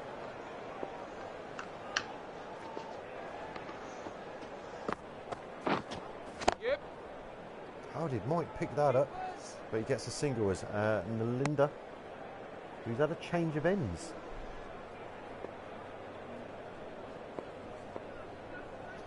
So I'm just looking through some more stats as I requested. don't think I've actually seen Mike go on to 1 knee ever in his playing career for a sweep shot. The leading catcher, that's not a wicket keeper, is Chris Love. He's on 2 catches. Who's not a wicket keeper? I thought Love. Oh, Chris Love. Yeah, sorry. Chris Love. Yeah. No. That's a great shot through point for Mike G. It could go all the way. There's a bit of a chase here. They're going to cut it off for 2. Have I actually taken any wickets this year? I don't think I have. I'll come to that in a minute. We're still on the batting. The best strike rate of all the batsmen, Dan Smith, 153. Yep. Leading from the front. Leading from the front. Didn't even bat yesterday. He was having a rest. Oh, I mean. Second highest is Stephen Thompson, 118. He's a long way ahead of anyone else. Jane Burrows, 117. Alex Scott, 116. But you imagine Paul Watts would have gone up. He was on 105 before today. Edge! And it's taken! The other opener is out, Matt Hobson.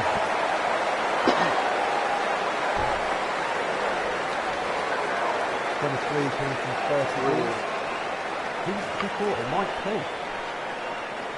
Mike P. Bucket ends.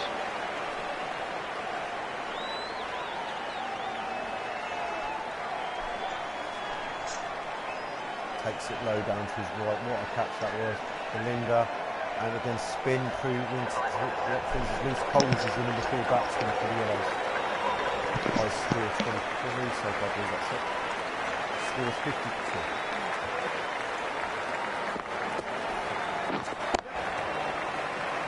First ball, Lewis space as he drives it to the cover boundary. Excellent shot there. Looks like it's going to be a single. scores 51 for 2 off 11. Going back to stats, Ollie, I'm just bringing them back up again as I was slightly distracted by that wicket. Yeah, so I've been scrolling through the stats a little bit before today, just on the club website itself. It was quite interesting, actually. Ollie, your leading run score was pulled before today, as Jane Burrows is going to continue from this end. Who was leading, sorry? The leading run score for your team was Paul. He was in 4th, but he's now moved up to 1st. Mike Pennington was next, then it's Alex Scarrett. He would have just overtook Mike, then yourself. Didn't need to bat today, obviously. So we see another single taken by Mike G down to the mid-wicket boundary. Loses the score on 17 from 21 deliveries. I do hope the first team captain is actually watching the way we're batting, and hopefully we'll, as soon as we're allowed back outside, we'll reflect it. No, it's unlikely, as we see a drive down the ground. Well, yet another single from Lewis. Good start, 3 from 3. Wicket takers. Sat on the roller or something. Before today's game, the leading wicket taker in the tournament is Jason Searle with 6. Then it's Anthony Fagola with 5, both for the Blues teams. 2 very good bowlers. In 3rd and 4th was John and Matt Hoskins for the Yellows. Neither of them got to take any wickets today.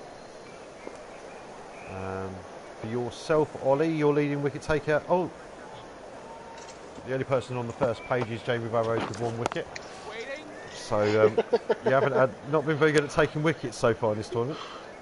We've only taken 1 wicket. Well, apart from today, which is another 2. You've taken 2 already in this game. Which team is that, Greg?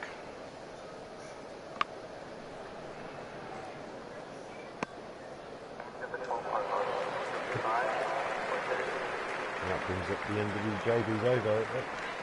Exactly like the Yellows did. Sorry, the Greens did. Greens got stuck between the 10th and 15th over. I feel that the Yellows are doing the same, but as they try and rebuild a partnership by 2 batsmen that are not yet settled, and Linda continues. Yeah.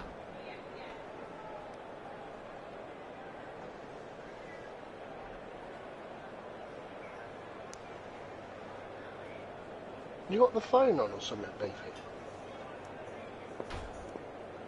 I think there's some noise in the background. I think it's the caterers in the back of the commentary booth. There's all sorts going on there. There's appealing, and the umpire's giving it. Lewis is gone.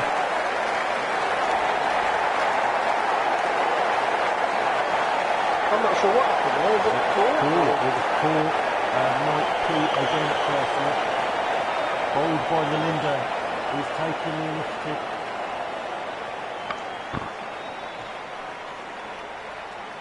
Well, I've just joined you there, chaps, to see the fall of another wicket, and this pitch is proving something horrid for the batsmen now. Welcome back, Chris Deal. Glad to be back. We're seeing a bit of a disaster. It was a promising start for the Yellows with the run rate about 7 run over, and then fall of a couple of wickets. Hobson in particular playing a classic beating innings of Sign of intent though from John. First ball all the way for 4. Well, he's got to go for it. All or nothing now.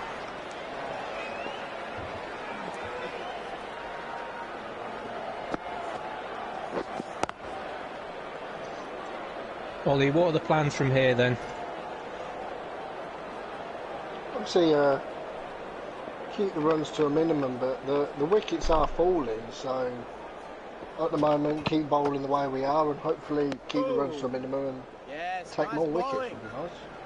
Greg is predicting that the sequence is going to be finally broken. The Greens have done enough to beat the Yellows. It's 60 for 3 at the moment. It's going to be tight if they can form a partnership. Dot ball to finish the over. It's 60 for 3 or 13. Out of interest, Ollie, seeing as your batsmen are on the pitch and yourselves are out there now, what do you make of the pitch at the minute? We can see a few rough patches emerging, but not entirely sure how this behaves.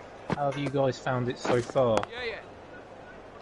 We've not found it bad so far at the moment. Obviously, with team with quite a few spinners in. Hopefully we can use that rough to our advantage, which is obviously proving at the moment to go well for us. Excellent drive there through point. Looks like it's going to be cut off. It has been well cut off.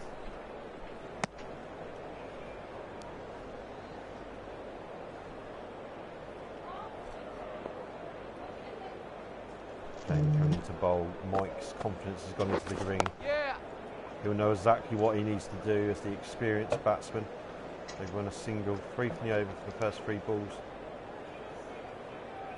If John and Mike stay together, this could be a massive partnership in the context of the game. See what happens if John faces Jamie, takes another single.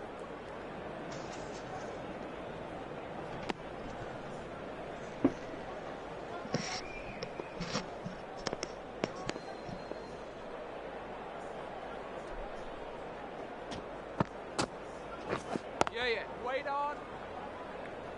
Single turned down and it went into mid-wicket. Should have been a run there.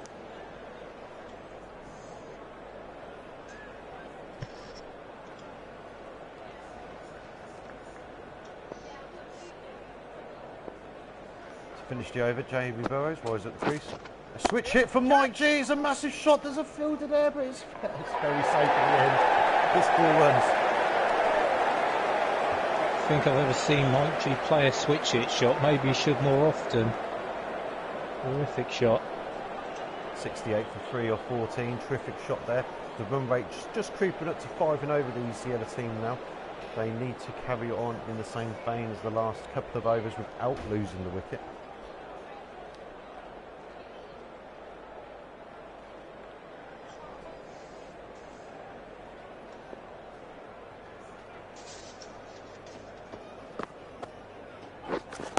Waiting.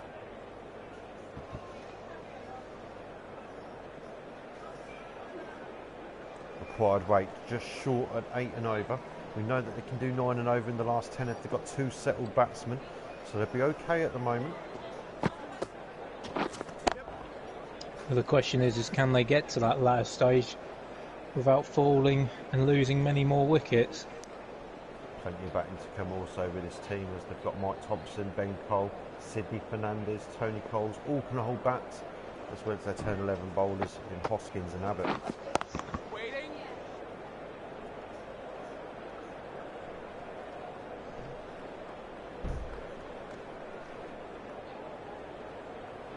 Bring a lot of pressure or ride on these 2 batsmen though. Mike and John, very recognised here to set it up at the very least. We'll see a replay of a misfield. Mike G is on strike, his confidence is in the green as you can see on the screen. 25 from 30 balls so far. Melinda bowls it in. Waiting. And take a single. They turn down a single. The square leg. They need to take these singles. It's what the Greens did very well.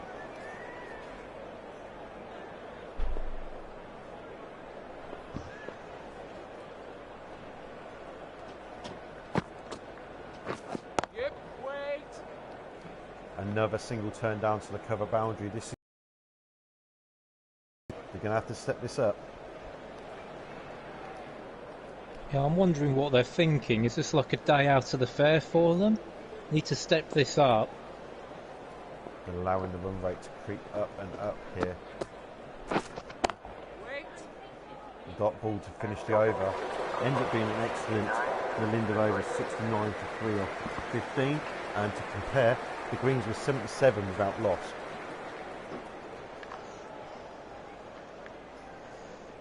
Indeed, this run rate hasn't gone according to plan so far at all. Run rate not too far off what the Greens got, but for the loss of 3 wickets, they've had to take a few risks to try and keep And there's close. another wicket. It's bowled. John Hill is out. Look at the turn for Jamie Burrows. Can only assume that hit a patch in the pitch. That spun a mile. Gone right through the gate. Yep, found the rough patch and turned sharply. Terrific control there from Burrows.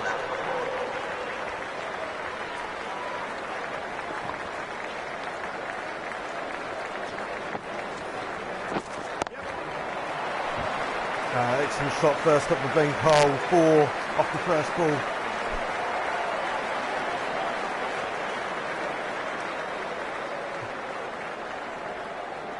Well, Cole making his arrival there. Terrific shot through the point boundary.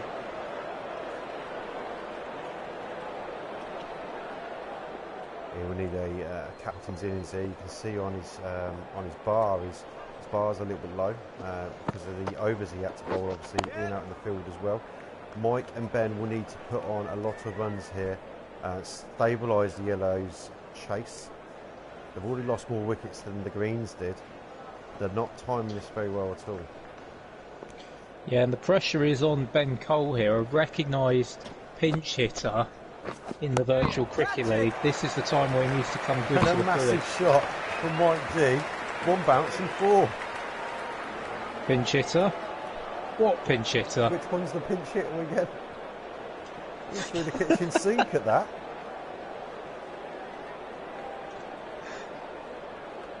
Honestly, who'd want to be a commentator?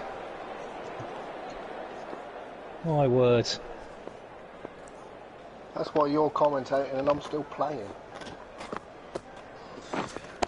Indeed. Some people are better talking out their arses, some are better playing their arses. I'm not even know sure which what one that I means. If you can work out what that means, please write to us at Waiting. I have a gift for the Gab.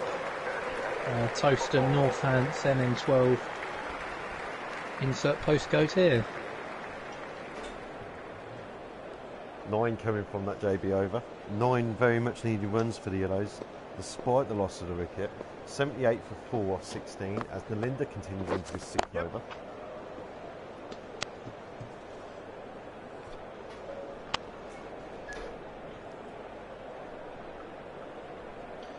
I do have to say I would not want to be a batsman on this pitch. It is doing all ends of things, especially from down the hill. Edged! Oh, there's no slip in place.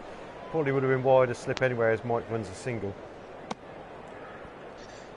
Case in point, looking to just cover off the third man boundary with a gully, leaving the slip area open. Unlucky. Good bowling from Nalinda here.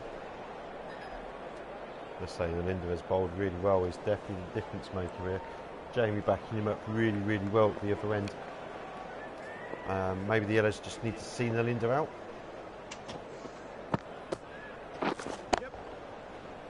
Well, it's going to be interesting. We're in the 16th over. 20 overs. The Greens were about 150 for the loss of no wicket. At the minute, the Yellows look like getting nowhere near that total. Look on for about 100. Nalinda continues. Waiting. And it's going to be a dot ball as they turn down what would have been a very quick single. Mike's confidence is in the green. He's on 30 from 38 balls. Ben 7 from 5. He's got his confidence to orange already. He'll look to get that into the green as soon as he can. Mike's on target to face the last ball. It's a turn around the corner. And they turn down a single yet again. 81 for 4 off 17.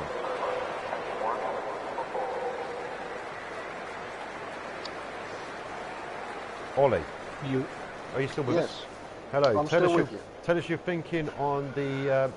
It looked like we just saw some rain on the lens. Surely that's a mistake. But Jamie Burrows continues. What do you think with the bowling order? Bowling at the moment I'm very happy with. Jamie's took the important wicket with obviously all our other bowlers playing a part in that.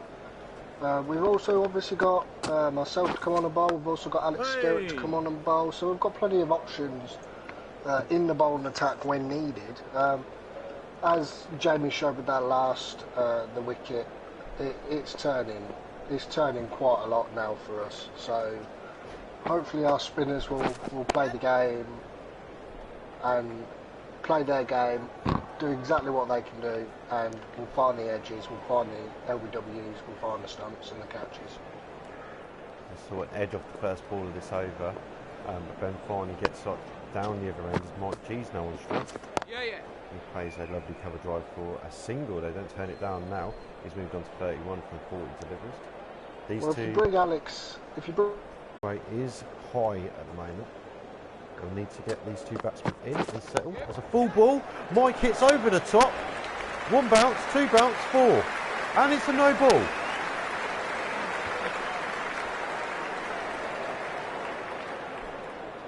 Ollie, we've just seen a replay of your no ball. It's massive no ball. Was you being paid for this? I'd like to say no comment. No, obviously me trying to push a wicket, obviously going 2 games without a wicket, just pushed a bit too hard and obviously just overstayed.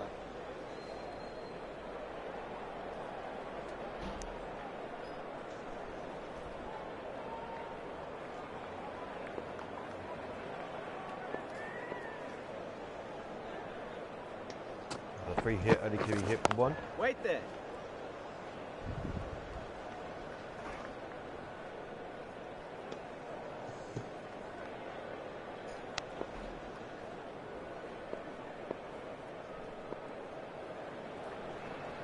Ollie comes running in his 5th ball. It's Ben Cole on strike. It's a foolish ball. He hits it through square leg. It's going to be for 1. It's good over so far for the Yellows. They need this. 9 coming from it so far. 1 ball left to come.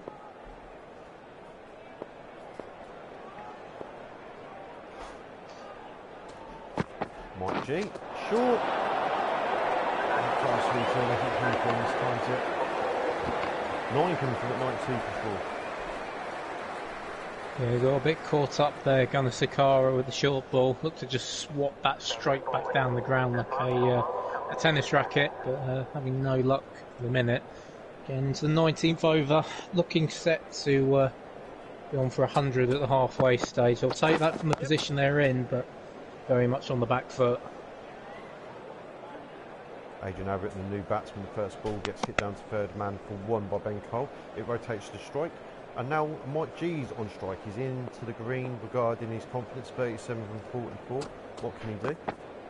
Ballish ball, it's hit him on the pads. That looks very out. The umpire agrees. Adrian gets Mike G.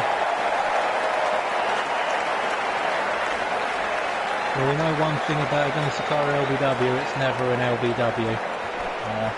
Although to anyone else that looks plumb.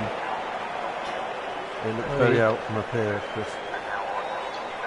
Yeah, very accurate bowling from Abbott there, just looking to go stump to stump and force a mistake, and a good innings there from Gunnar Sakara, but needed to push on and get a few more there. Mike Thompson's the new batsman. His first ball at the crease, he takes a single.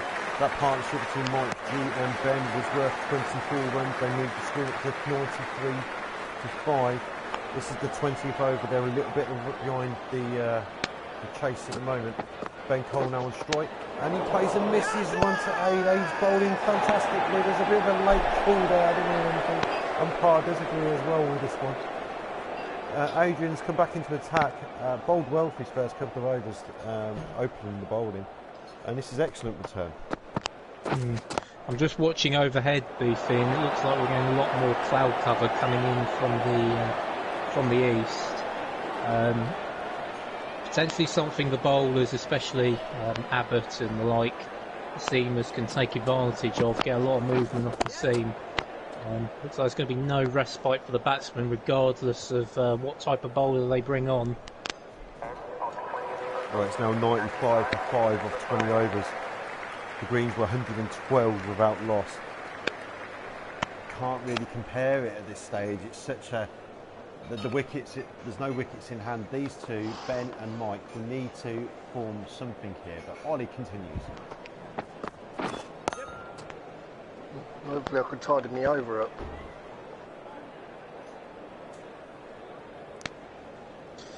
Well, Ariel there, if not for the momentum, perhaps a catching chance for you. But a good start to the over so far, just a single coming off it. Did it look like rain again on the lens there, guys? Can you Waiting. tell me if it's raining out there, boys? I think we're starting to see a bit of cloud cover, and that will be disastrous for the Yellows. They're well behind on the Duckworth-Lewis method. I don't know if it's raining or I'm just sweating. Hardy continues. Short ball's in the air. What a catch! And Mike Thompson's out. What a catch from Mike P as well. He's got a wicket on it. Finally, he's only took the 2 games. That's 3 catches for Pennington, isn't it? 3 catches for Mike Pennington in this innings now. There's a short ball. Okay, looked a bit better than it was. It pretty much went straight into his grass, but then he dived. Sydney's the new batsman. That is pace bowling at his finest. Beautiful variation there from Forsket Brown. I think Mike's trying to do that one for the Chronicle and Echo, isn't he? Doesn't look like it. First ball Sydney faces, he looks it down to try and make it run.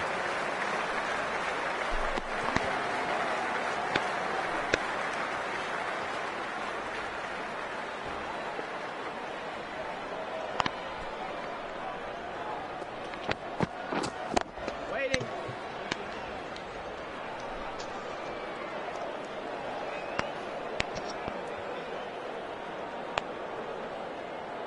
So the score of 274 looks a long, very long way away for the Yellows now. Just trying to keep their wicket intact will be the key. There is swing there. Ollie's swinging it at 87 miles per hour. It's not going to be easy for these two. That single brings the end of the over.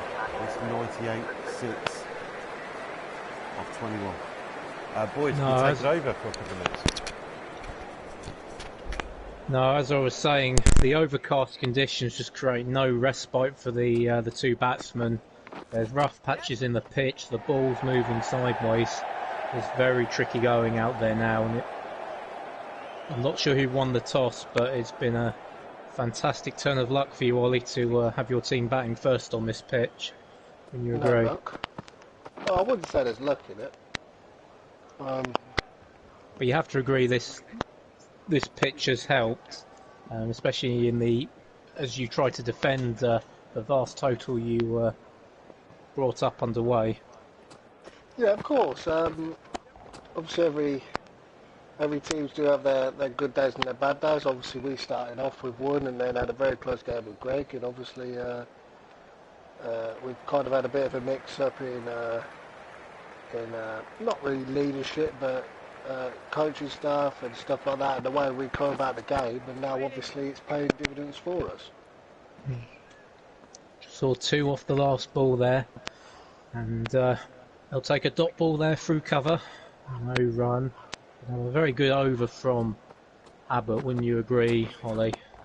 Yeah, Abbott's been working on his bowling over through the winter and obviously the start of the summer, so he's been bowling very well for us. Again, we've just seen a Warelick glance for just the single, 3 coming off the over. A change of field now, 4 on the boundary, 2 backward of square. Mainly focused through extra cover and mid-on. And that brings to the end of the over. A dot ball off the last one. Very good over there from Abbott. Just the Bree coming off that over. And you have to say this is getting harder and harder work for the Yellows, Ollie. It is getting harder and harder work. Obviously, they're almost up to 10 and over now. So the thing is, obviously, I've got 2 batsmen who can bat. It's obviously not their strongest batsmen. So do they try and go for the 10 and over, but lose wickets in the process? I don't know what sort of mindset Benny's going for, but obviously he's the captain. He's got the choice of what he wants to do. So you kind of have to leave it up to the captain and let him do what he wants. Almost definitely. You kind of have to wonder if it's death or glory, but still overs in hand, 18 to go for Bally over, but that's a play and a miss. A good ball there from Forsket Brown, full of a length. Inside the off Staying low as well, rolled up. Yeah, we were saying the pitch has been somewhat of a cake this week. It had a hard crust and we're starting to see the soft underbelly with low bounces such as that, and another dot ball, the 4th ball of the over. Pressure on the two batsmen here. Is the pressure about to tell? Fernandez, the man on strike.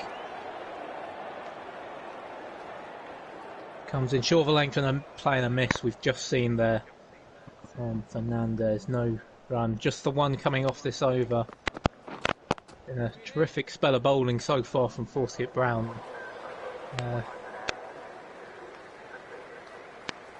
Some questions to ask yourself as just the one run comes off that over, Ollie. Whether you continue or keep yourself back for the death overs so far. Just 13 runs coming off your 4 overs so far. Less than 3 runs and over. It was better than the 9 that come off the first one. Yeah, even more so. A very good response off the next 3 overs. Given nothing away as we see a change of field now. 2 on the boundary and cover, extra cover. And out there mid on and back with a square leg as that's hit down through the vacant third man region. And they've looked for the second run but turned that down. Just the single. As Abbott continues from the oak tree end going down the hill. And again, edge through low but not carrying for no run.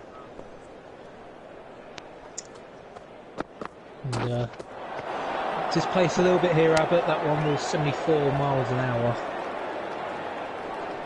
Abbott's just a work.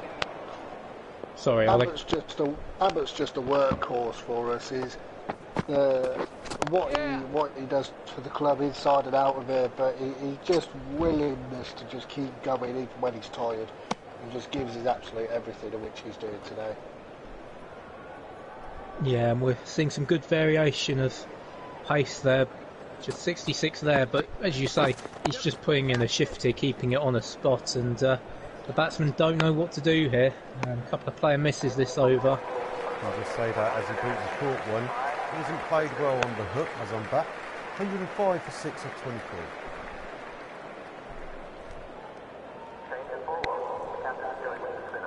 Ollie's off. Ollie's brought himself off. Ollie, you're thinking. Well, I can feel my army going, so I've gone off and brought a sub on. It was starting to rain, I was getting a bit cold, so I could do with a jumper.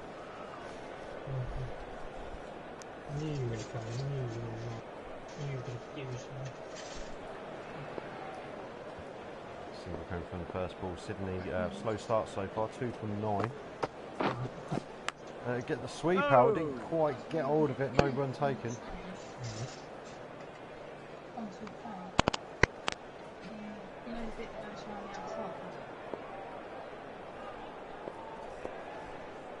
If there's any more food going on, ask them.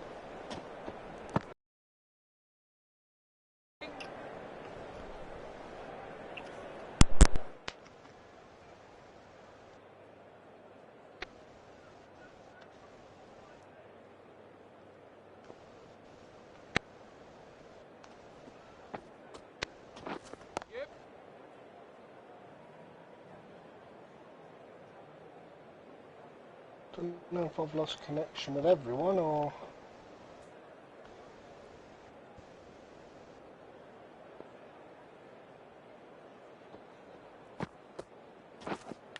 Yep, hey! Yeah!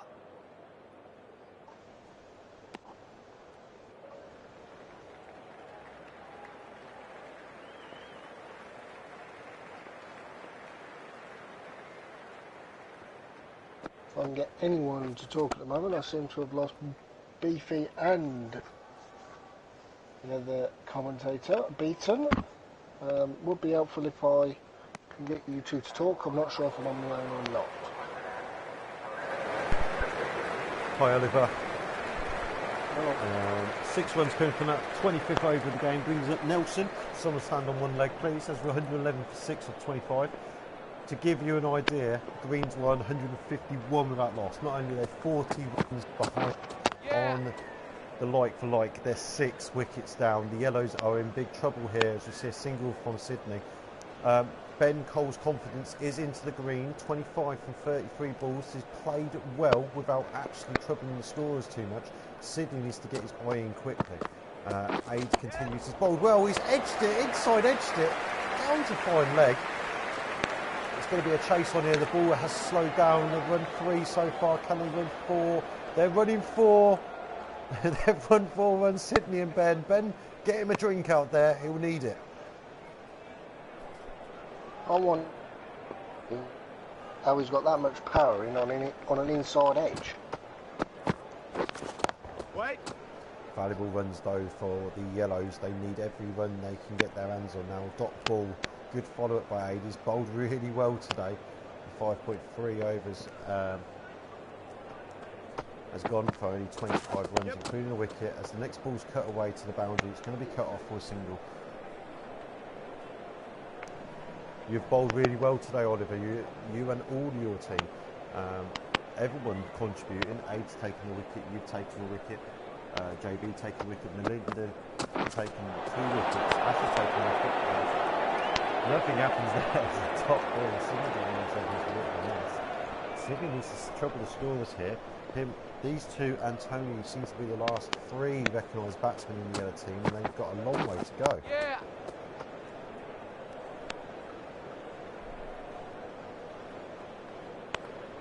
118 for 6 of 26. Yeah, we'll obviously bring in Graham as head coach / bowling and batting coach as well. Has really helped us obviously kind of simplify our game really, instead of just overthinking everything. First game we were bowling very, I thought in my opinion bowling very short. Won't take anything away from the Blue Tees. I think we bowled a tad short in the second game as well, so we've kind of brought it a little bit fuller and just tried to simplify the game a little bit more. Yeah, yeah. Waiting. And there's a bit of background noise just there as we see a single taken by Sydney. Greg has commented sounding like you were folding balloon animals. Maybe that's where the other commentators have gone. So, Ollie, there is a little bit of background noise off your mic. Hopefully people can understand you clear enough. Please leave a comment if you can or not. As we see a beautiful drive there through back of point. It's going to go all the way to 4 from Ben Cole.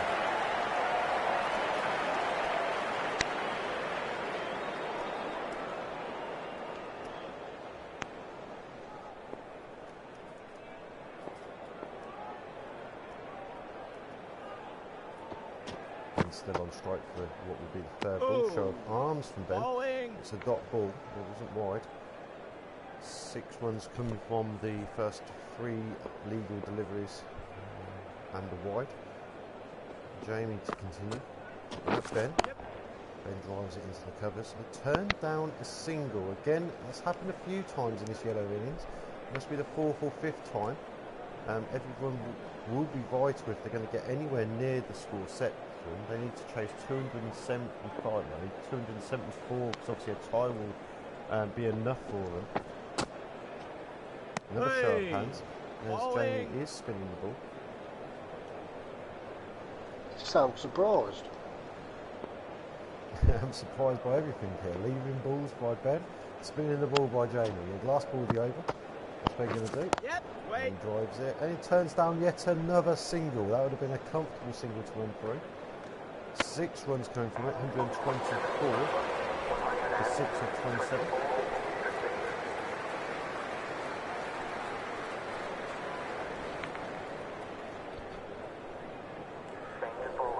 Because Ollie, you bring yourself back into the attack for your 4th over. Yeah, well the car seems to be alright now. I've got myself another jumper that I've given to the umpire now, so hopefully it'll be a better spell from me. As you can see on the graphic here, the required run rate is 11.62. Single taken by the first ball from Sydney. He's only 7 from 17. That won't be anywhere near good enough. They now need almost 2 a ball to win the game from this point. As much as they need wickets in hand, they've got to still keep the run rate somewhere near manageable for the last 8 to 10 overs.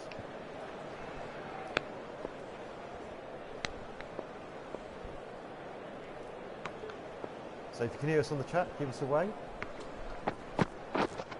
Wait. And it's a dot ball again for Ben.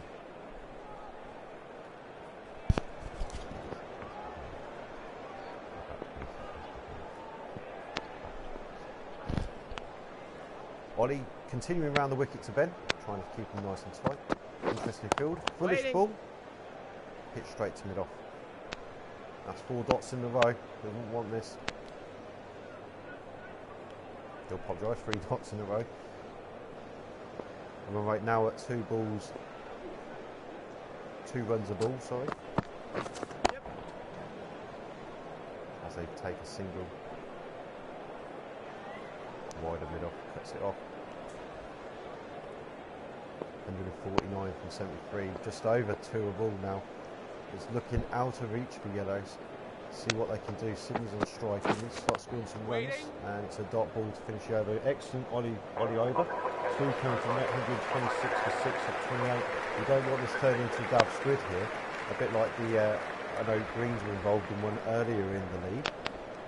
James Burrows continues to bowl his 8th over.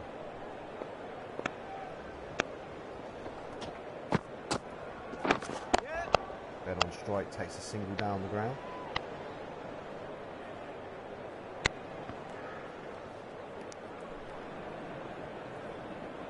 Sydney must understand the situation he is in. He needs to up it now as Jamie gets into bowl to him. And bowl, he's done through the gate, misses the stumps though. That's spun a long, long way. Trying to drive it into that vacant area. There's no one in the ring on the between mid-off and what is point. It's straight back at the bowler. Greens will be very, very happy with this. There's not a lot of happening. I haven't seen a boundary for a while. From Ben Cole was the last one a couple of overs ago. Yep. Oh, it's a run out. Oh, what happened there? It's a dot ball in the end. Sydney hit the ball and ran, realised he hit himself with the ball, and the treats back. He tries to run out his partner briefly. Sydney needs to score some runs. He does tick over the score for single. Greg reckons that the Yellows should send in H for a quick fire 100 or 50 balls. And there's a massive shot here from Ben. It goes a long way over the rope for 6.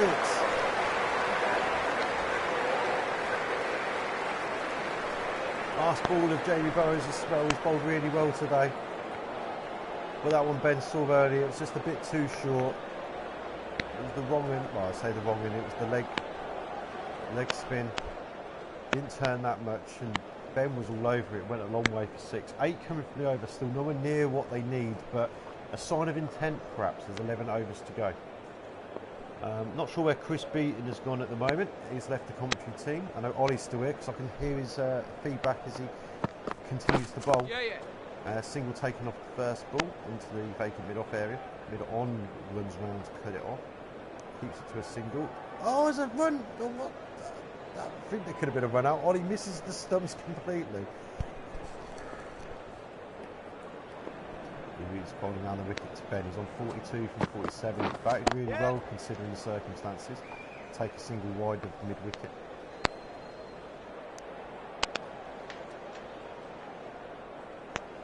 Minimum they need is a runner ball. Absolute minimum now for the Yellows. It's becoming desperate stuff. Their score needs to double between the 30th and the 40th over for them to win. Sydney seems to hit that one with a bit more intent. Takes a single. He scores now 10 from 24. The scoring rate is not good enough from Sydney. 43 from 48. That Ben scored is not good enough. Ollie coming round the wicket. Still to Ben. It's cut away. Cut off by point. You have to say a bit of a disaster by Fernandez here, but the damage was done by the main order batsman early doors. These two have done a good job of at least steadying the ship so far. It's the biggest partnership so far of the Yellows innings. The partnership at the moment is worth 41 runs. Sydney's only scored 10 of them though. And if Sydney was scoring at the same rate as Ben, they could be considering themselves a chance of getting into that. 3 from the Ollie over, 137 for 6 of 30. Greens were 199 without loss at this point.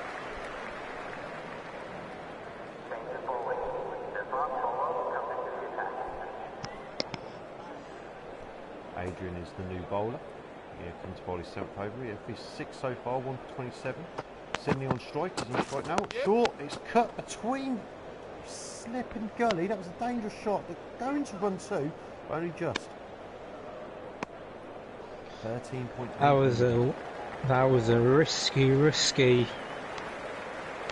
shot there.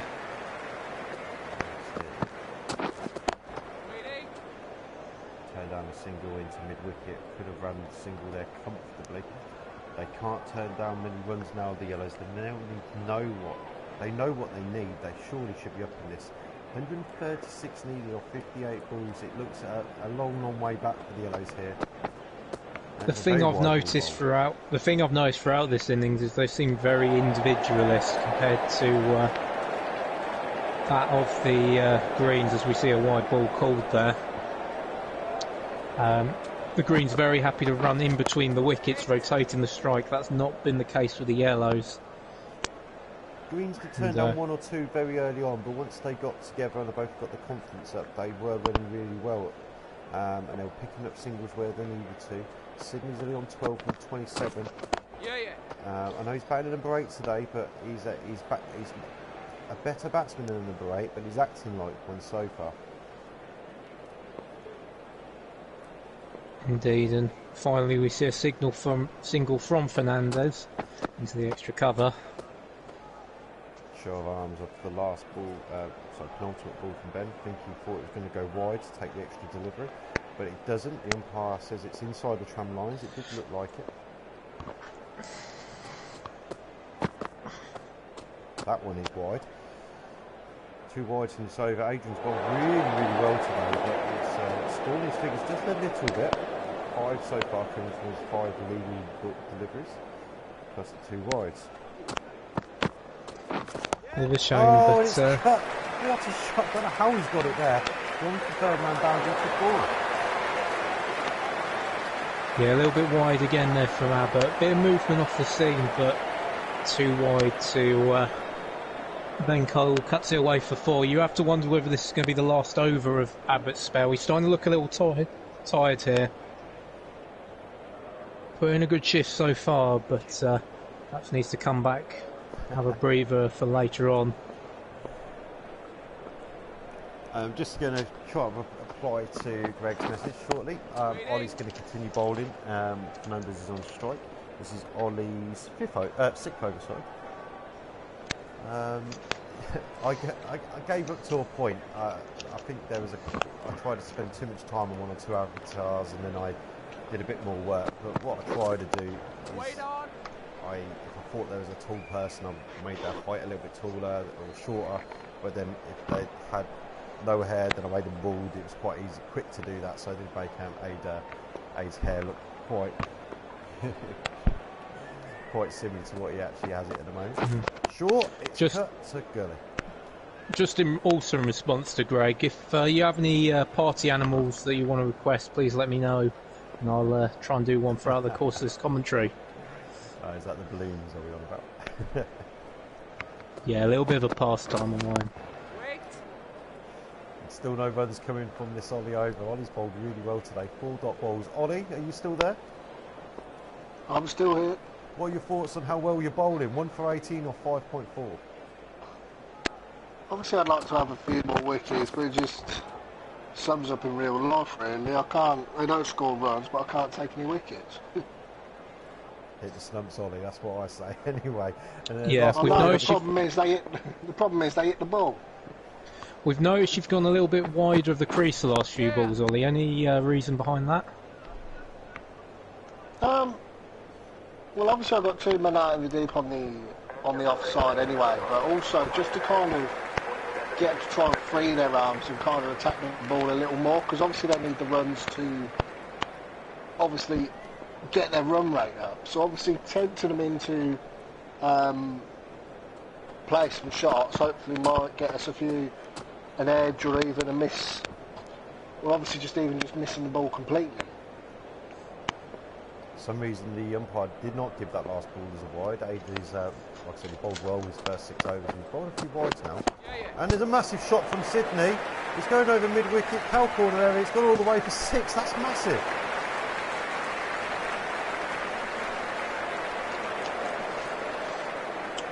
terrific 6 out of the blue. He looked like he was struggling for a while.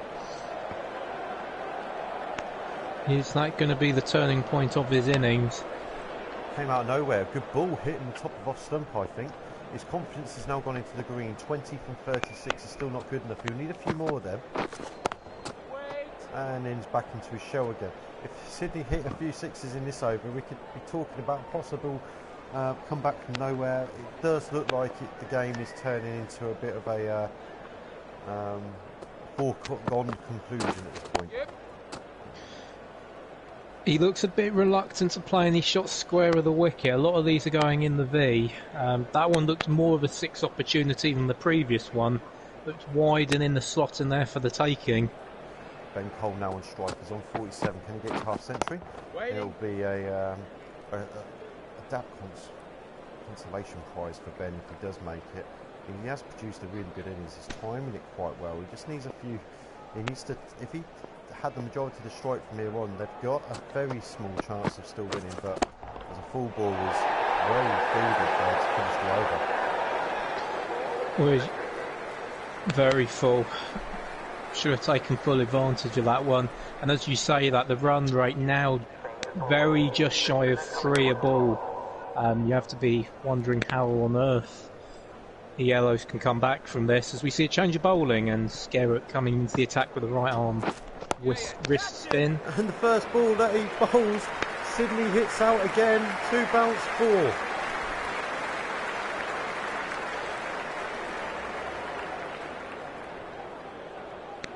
Well, that goes some way to covering the run rate. 3 runs a ball required. Why run 4 when you can hit 4? Terrific shot there from Fernandez, and looks like the 6 has finally started to bring him out of his shell. A shot right in his preferred slot and hit across the foul corner. And then the next ball, he puts his foot way out in front and sweeps to the foul corner boundary for back-to-back 4s. Excuse me. Captain has to be thinking here. He needs to cover the cow corner boundary. It's wet. We know that Fernandez likes to hit in front in that V area. He needs to cut out that area and encourage him to play a few more risky shots wide of the wicket.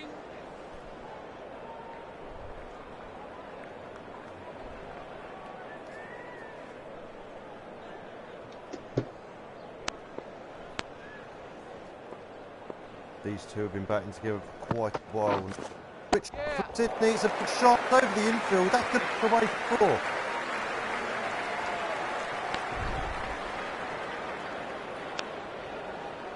He's coming to the party better late than never. 109 needed off 38. It is threeable. What I will say is that at Adrian's 7th over, the 31st of the innings, these two did get a 50 partnership. It was off 64 balls and it is the slowest 50 partnership of the whole game. So it's slower than any 50. Look at all the 50 partnerships that have gone on before. Yep. And Sydney again, he's a shine of intent here. He's got 13 off the over. It's still not enough though. Yeah, a good couple of last 2 deliveries there from Skerritt. The googly bowled in the penultimate ball of that over. And then just outside of off stump for the single. Puts the pressure back on the Yellows, who at this point need boundaries every single ball. They can't afford dots and singles. Gotta be boundaries. 4s and 6s. Need a few risks here. Ash Pereira back into the attack. He's gone at 5 and over so far in this game.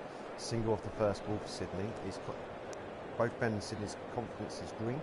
Sydney's now on 35 from 45. Ben Cole's now on strike, 47 from 55. This partnership here is now worth 72. Ben, is he going to... In the air, it doesn't carry to backward point.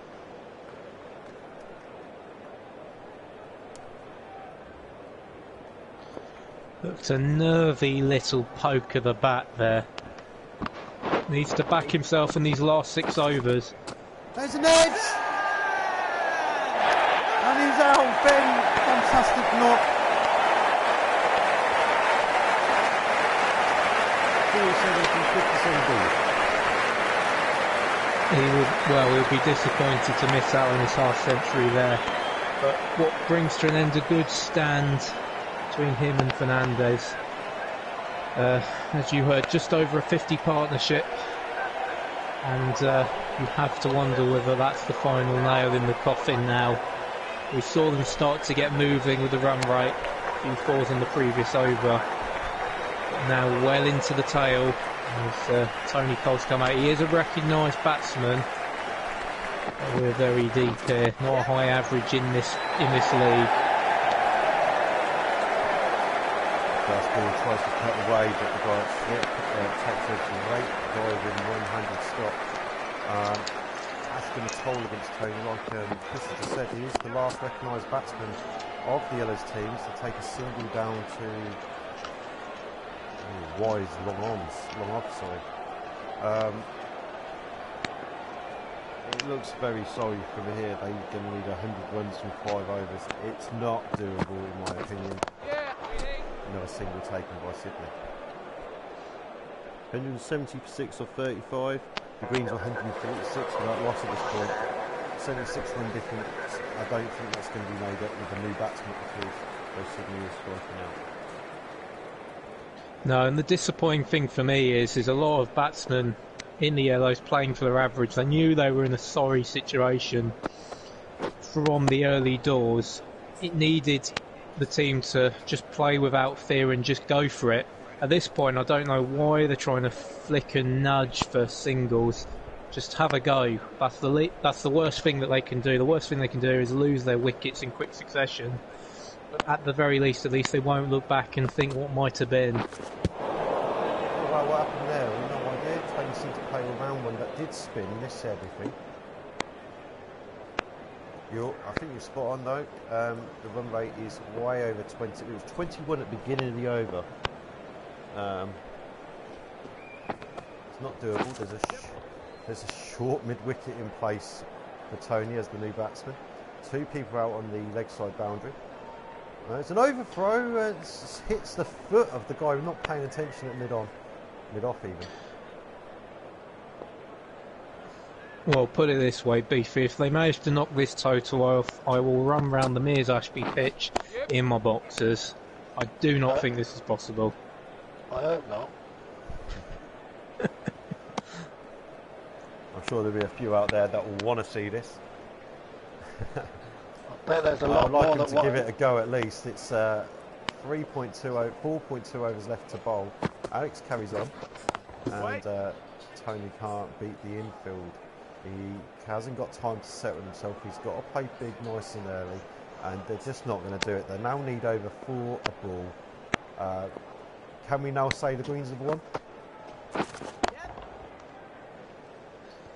I mean, I've seen pigs fly overhead, but you have to say it's a good result for the Greens here. Comprehensive.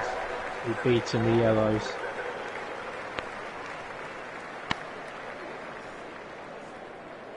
We need to get to 274 to tie. That's 100 runs off 4 overs. I don't think it's going to happen.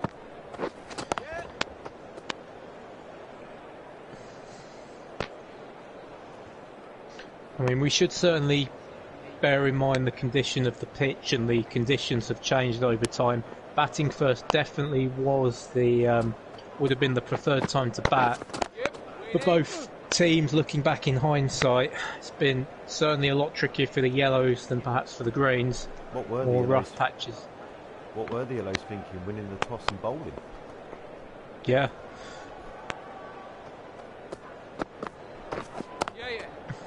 So they would have looked to the forecast and seen the increased cloud overhead and looked at the pitch, and yeah, it's up there with Nasser Hussain in Australia. It was absolutely daft. I reckon they were swayed a little bit because the team chasers won the previous 5 matches. Well, you have to conclude that was the only logic behind it. There seems no other reason other than that.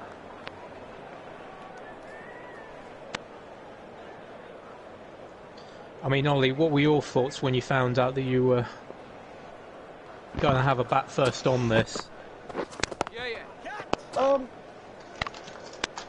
Having a bat and the way my team has been playing, I was actually quite happy to have a bat first. That was the option I was going to choose anyway if winning the toss, so it's kind of worked in our favour. I was thinking hopefully our openers will get the start that we need, and obviously then our middle order will then see it through, but obviously our top order thought they were going to be able to fund themselves and kind of left us without it, so I won't complain over it. I'm more than happy for them to back the full 40 overs and get us the runs that we need. Nalinda, who did the early damage, is coming back into the attack. He's going to bowl the last 2 overs from this end. He's bowled really well today, 6 overs, 2 for 21. Looks like Ash Perry's going to bowl the last over from the other end, 3 overs. There's a switch hit from Sydney over the infield. It's going to run away. I mean, at this point, you could bring my grandma onto bowl, and it's not going to make a lot of difference. Even 4's not enough at this point. Well, let's talk about next week then, Oliver. Oliver, you are all but through to next week's final against the Blues. It will be on the Saturday afternoon. I believe the start time's either. It's going to be. I think it's going to be 3 o'clock. Are you going to be able to join us on commentary next week? Which day is that? Saturday. Saturday, yeah. Saturday should be fine. I'm obviously coming to join Uni. We seem to have lost Ollie just for momentarily. Hopefully he'll join us next week and offer some insight on how his team's doing as we go along. Chris, are you joining me as a co-commentator? We're going to start at 3 o'clock next week. Yeah, no problem. And on that note, yeah, I should be joining you for that game Saturday at 3 o'clock live at the Mears Ashby Cricket Ground. Also, we do hope to hear live from the Blues captain throughout the game. So we got analysts from both the Greens captain, Ollie, and the Blues captain at times. It's going to be a good contest, though. Oliver, I'm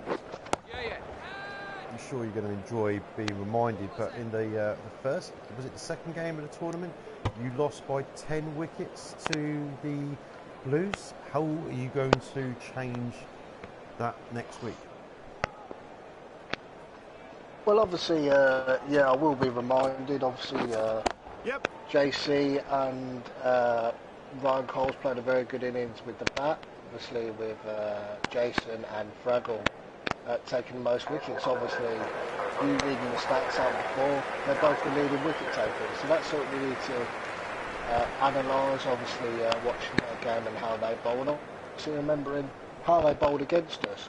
But I think the one main thing going from that game to Greg's game and then to this game, we've just kept on developing into this team where our batsmen are doing their jobs, with obviously our bowlers today showing that they can do exactly the job that they're made there to do.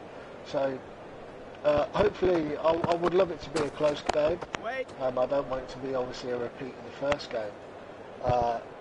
Obviously, I'd want to walk away with the win. So all we can do is work hard and hopefully kind of bring the game that we did today into next week.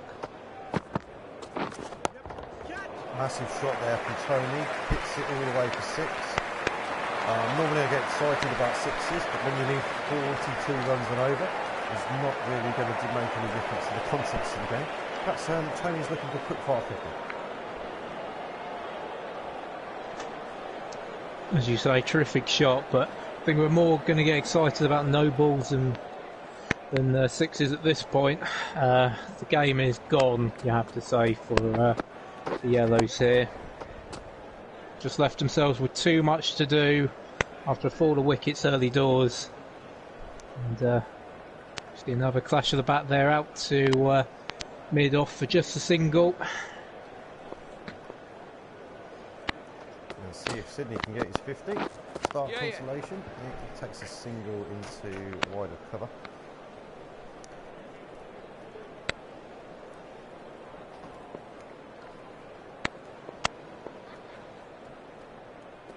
Perhaps the single taken so he has the strike for the last over, Beefy. I see. But then there was another single.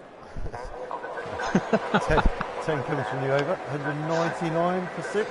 Oh my, this could be Ryan Coles all over again. Tony's now on strike, 18 from 16. 32 runs needed for his 50. I hope he gives it a go as the Linda bowls. I mean, this would be brilliant. There's a 6-6. massive shot. That is in the air. It's in the air for a long, long, long time. And it's gone all the way for 6. I was about to say 6 sixes, and this will be brilliant. There's one. We want to see 6 sixes. 6 sixes. Tony Coles makes 50. Sydney misses out. Would be fantastic.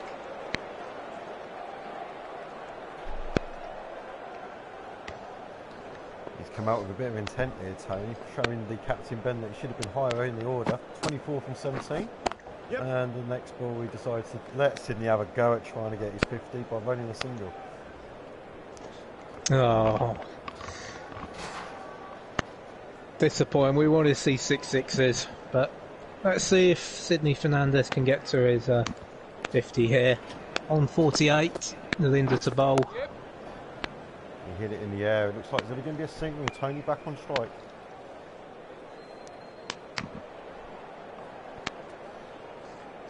You do have to say the pinch hitting you've seen from Tony Coles, he definitely would have been handy up the order. This is what the yellows should have been doing from the off. And there's another massive shot, this time over point.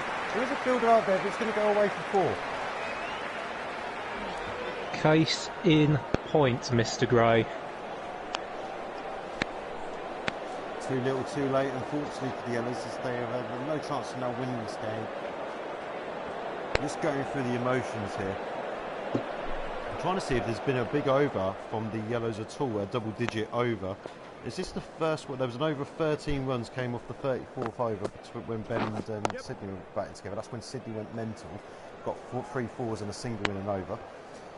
Now, Sydney's got the chance to finish the game off in style. There's been 13 runs from this over. This will be the most expensive over of the Greens bowling. Nalinda's bowled really well today, but can Sydney get a signal taking it to 50? Here's it straight at fielder. That seems very typical. 49 not out. And that's the end of the game.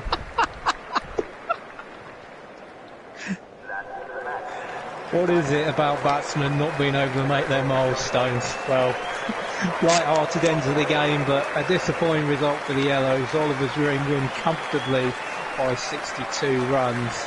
Terrific opening stand, as we said, by Kapu Gianna and Paul Watts being the decisive factor there. And they go through to the final to face Dan Blues 11s next Saturday.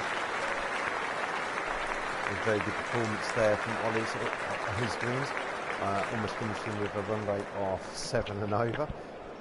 Ben's is just a tad over 5. So, but I don't think that's enough of a swing of a net run rate to challenge Blues for the top of the leaderboard. But Yellows will finish 4th. Ben's Yellows finished 4th in the league. Greg's Reds finished 3rd. We'll have a look at the league table after the broadcast to find out whether it's Oliver's Greens or Dan's Blues as first, but I am certain it's Dan's Blues. So next week, Dan's Blues versus Oliver's Greens will be at 3 PM, new start time. This is to allow Chris to join us at the beginning of the broadcast at 3 o'clock. We'll be on air for around about 2:40, bringing you the all the stats and information leading into what will be the final. What should be an interesting and excellent game. But what I will mention to everybody now is that after the Virtual Cricket League has ended next week, there will be no plate game, unfortunately, Greg. I do apologise, but there will be a T20 tournament. So that games will last only about an hour and a half instead of the 3 hours for a 40 over affair.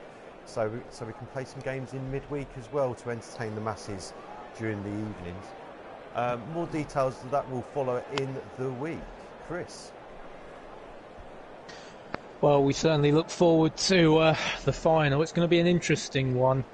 I have to wonder who you would put as the favourite of this. Before this final round of games, you certainly would have put Dan's Blues almost as a near certainty to win the whole thing, the form they've been in. But their confidence took a tousing yesterday, where they were beaten in a tight affair against the Reds. Oliver's Green 11 have won comprehensively and going full of confidence. What throughout this tournament has been a breath of fresh air. The real destructive force, the Joss Butler of this tournament, and you saw it here again today with 154 off 119 balls. I put them favourites for next week personally, but it's going to be, you have to say, an absolute belter.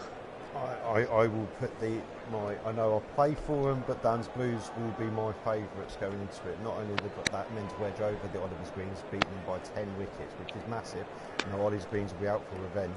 But I think their 6-man seam attack is actually one of their strengths. Not having a spinner is one of their strengths, even though the spin was the factor today. You saw Melinda bowl extremely well, as well as JB. But I think because it doesn't give them many options, it keeps everything fine and simple. Everyone knows their jobs.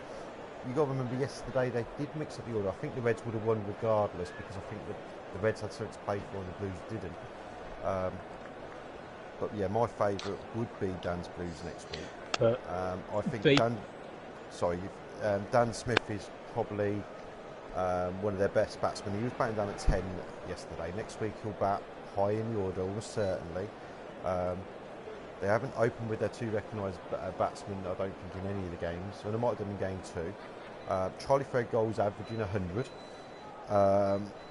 They've got so much talent in that team that I think that where it will be won and lost will be the Greens bowlers bowling at the right time to the Blues batters.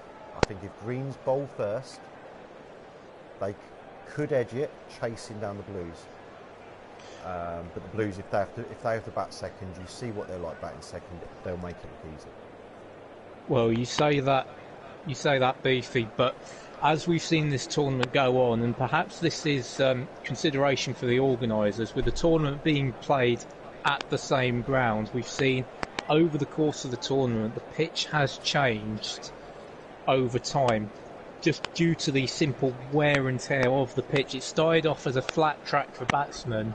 We've seen over this weekend a pitch very much suited to spinners, very soft in the pitch. After the first innings, a lot of rough patches emerging very quickly, and actually I think this will suit the Greens much better with a vast array of spinners in there. I think that'll give the Blues trouble. It could all come down to the pitch, and it'll be interesting to see what pitch the groundsman will prepare for the game next week. I think if it's a mixed pitch where it can favour, it's not favouring seam, but it's not favouring spin, it's something in the middle somewhere where it could be a little bit of both, it'll make it very interesting. Ollie's Greens, I've got some good seam bowlers as well, you've got to remember that. I still would, my favourites would still be Blues. They've got a lot of different batsmen in form. Charlie, Dan, JC, myself, I've scored a couple of runs. Anthony Fagoda's bowled really well. We didn't have the greatest game yesterday. Ryan's done well with bat and ball. Chris Love and Jason Soul have been two of the better bowlers of the whole tournament. So yeah, I think it could be. I know it's hard to say, it's such a week away, we don't know what the pitch is going to be, but I'll still back the Blues at this stage. Ollie, if you're still on the line, your thoughts ahead of next week? Obviously not really thinking about next week at the moment. We're going to stress ourselves, obviously just walking away with a win, and obviously thinking about that and having to celebrate that with obviously the fans and everything, and then hopefully the start of next week we'll have tomorrow off just as a break and kind of a rehab and rebuild session for tomorrow, and then obviously look at where we went right in the game today, look where we went wrong, and then obviously look at where we went right and wrong, pretty much wrong in the dance team, but obviously full of confidence going into that game, of obviously how this game is finished today. Well done, obviously Ben, for supporting his team with the bat and with the ball. Trying to help his team go over the mark, just a little short today. But yeah, obviously just I'm going to walk away today with the win. Obviously, not really think about the game too much, because if you overthink the game, you're going to put yourself into a world of trouble.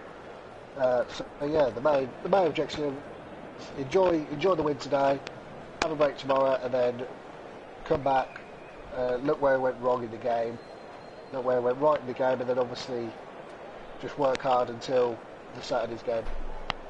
Ollie, thank you very much for today. Chris, thank you to you as well for co-commentating with me, and I look forward to hopefully having you both on the line next week. This is going to be the end of the broadcast. It's goodbye from me. And goodbye for me. And goodbye from me.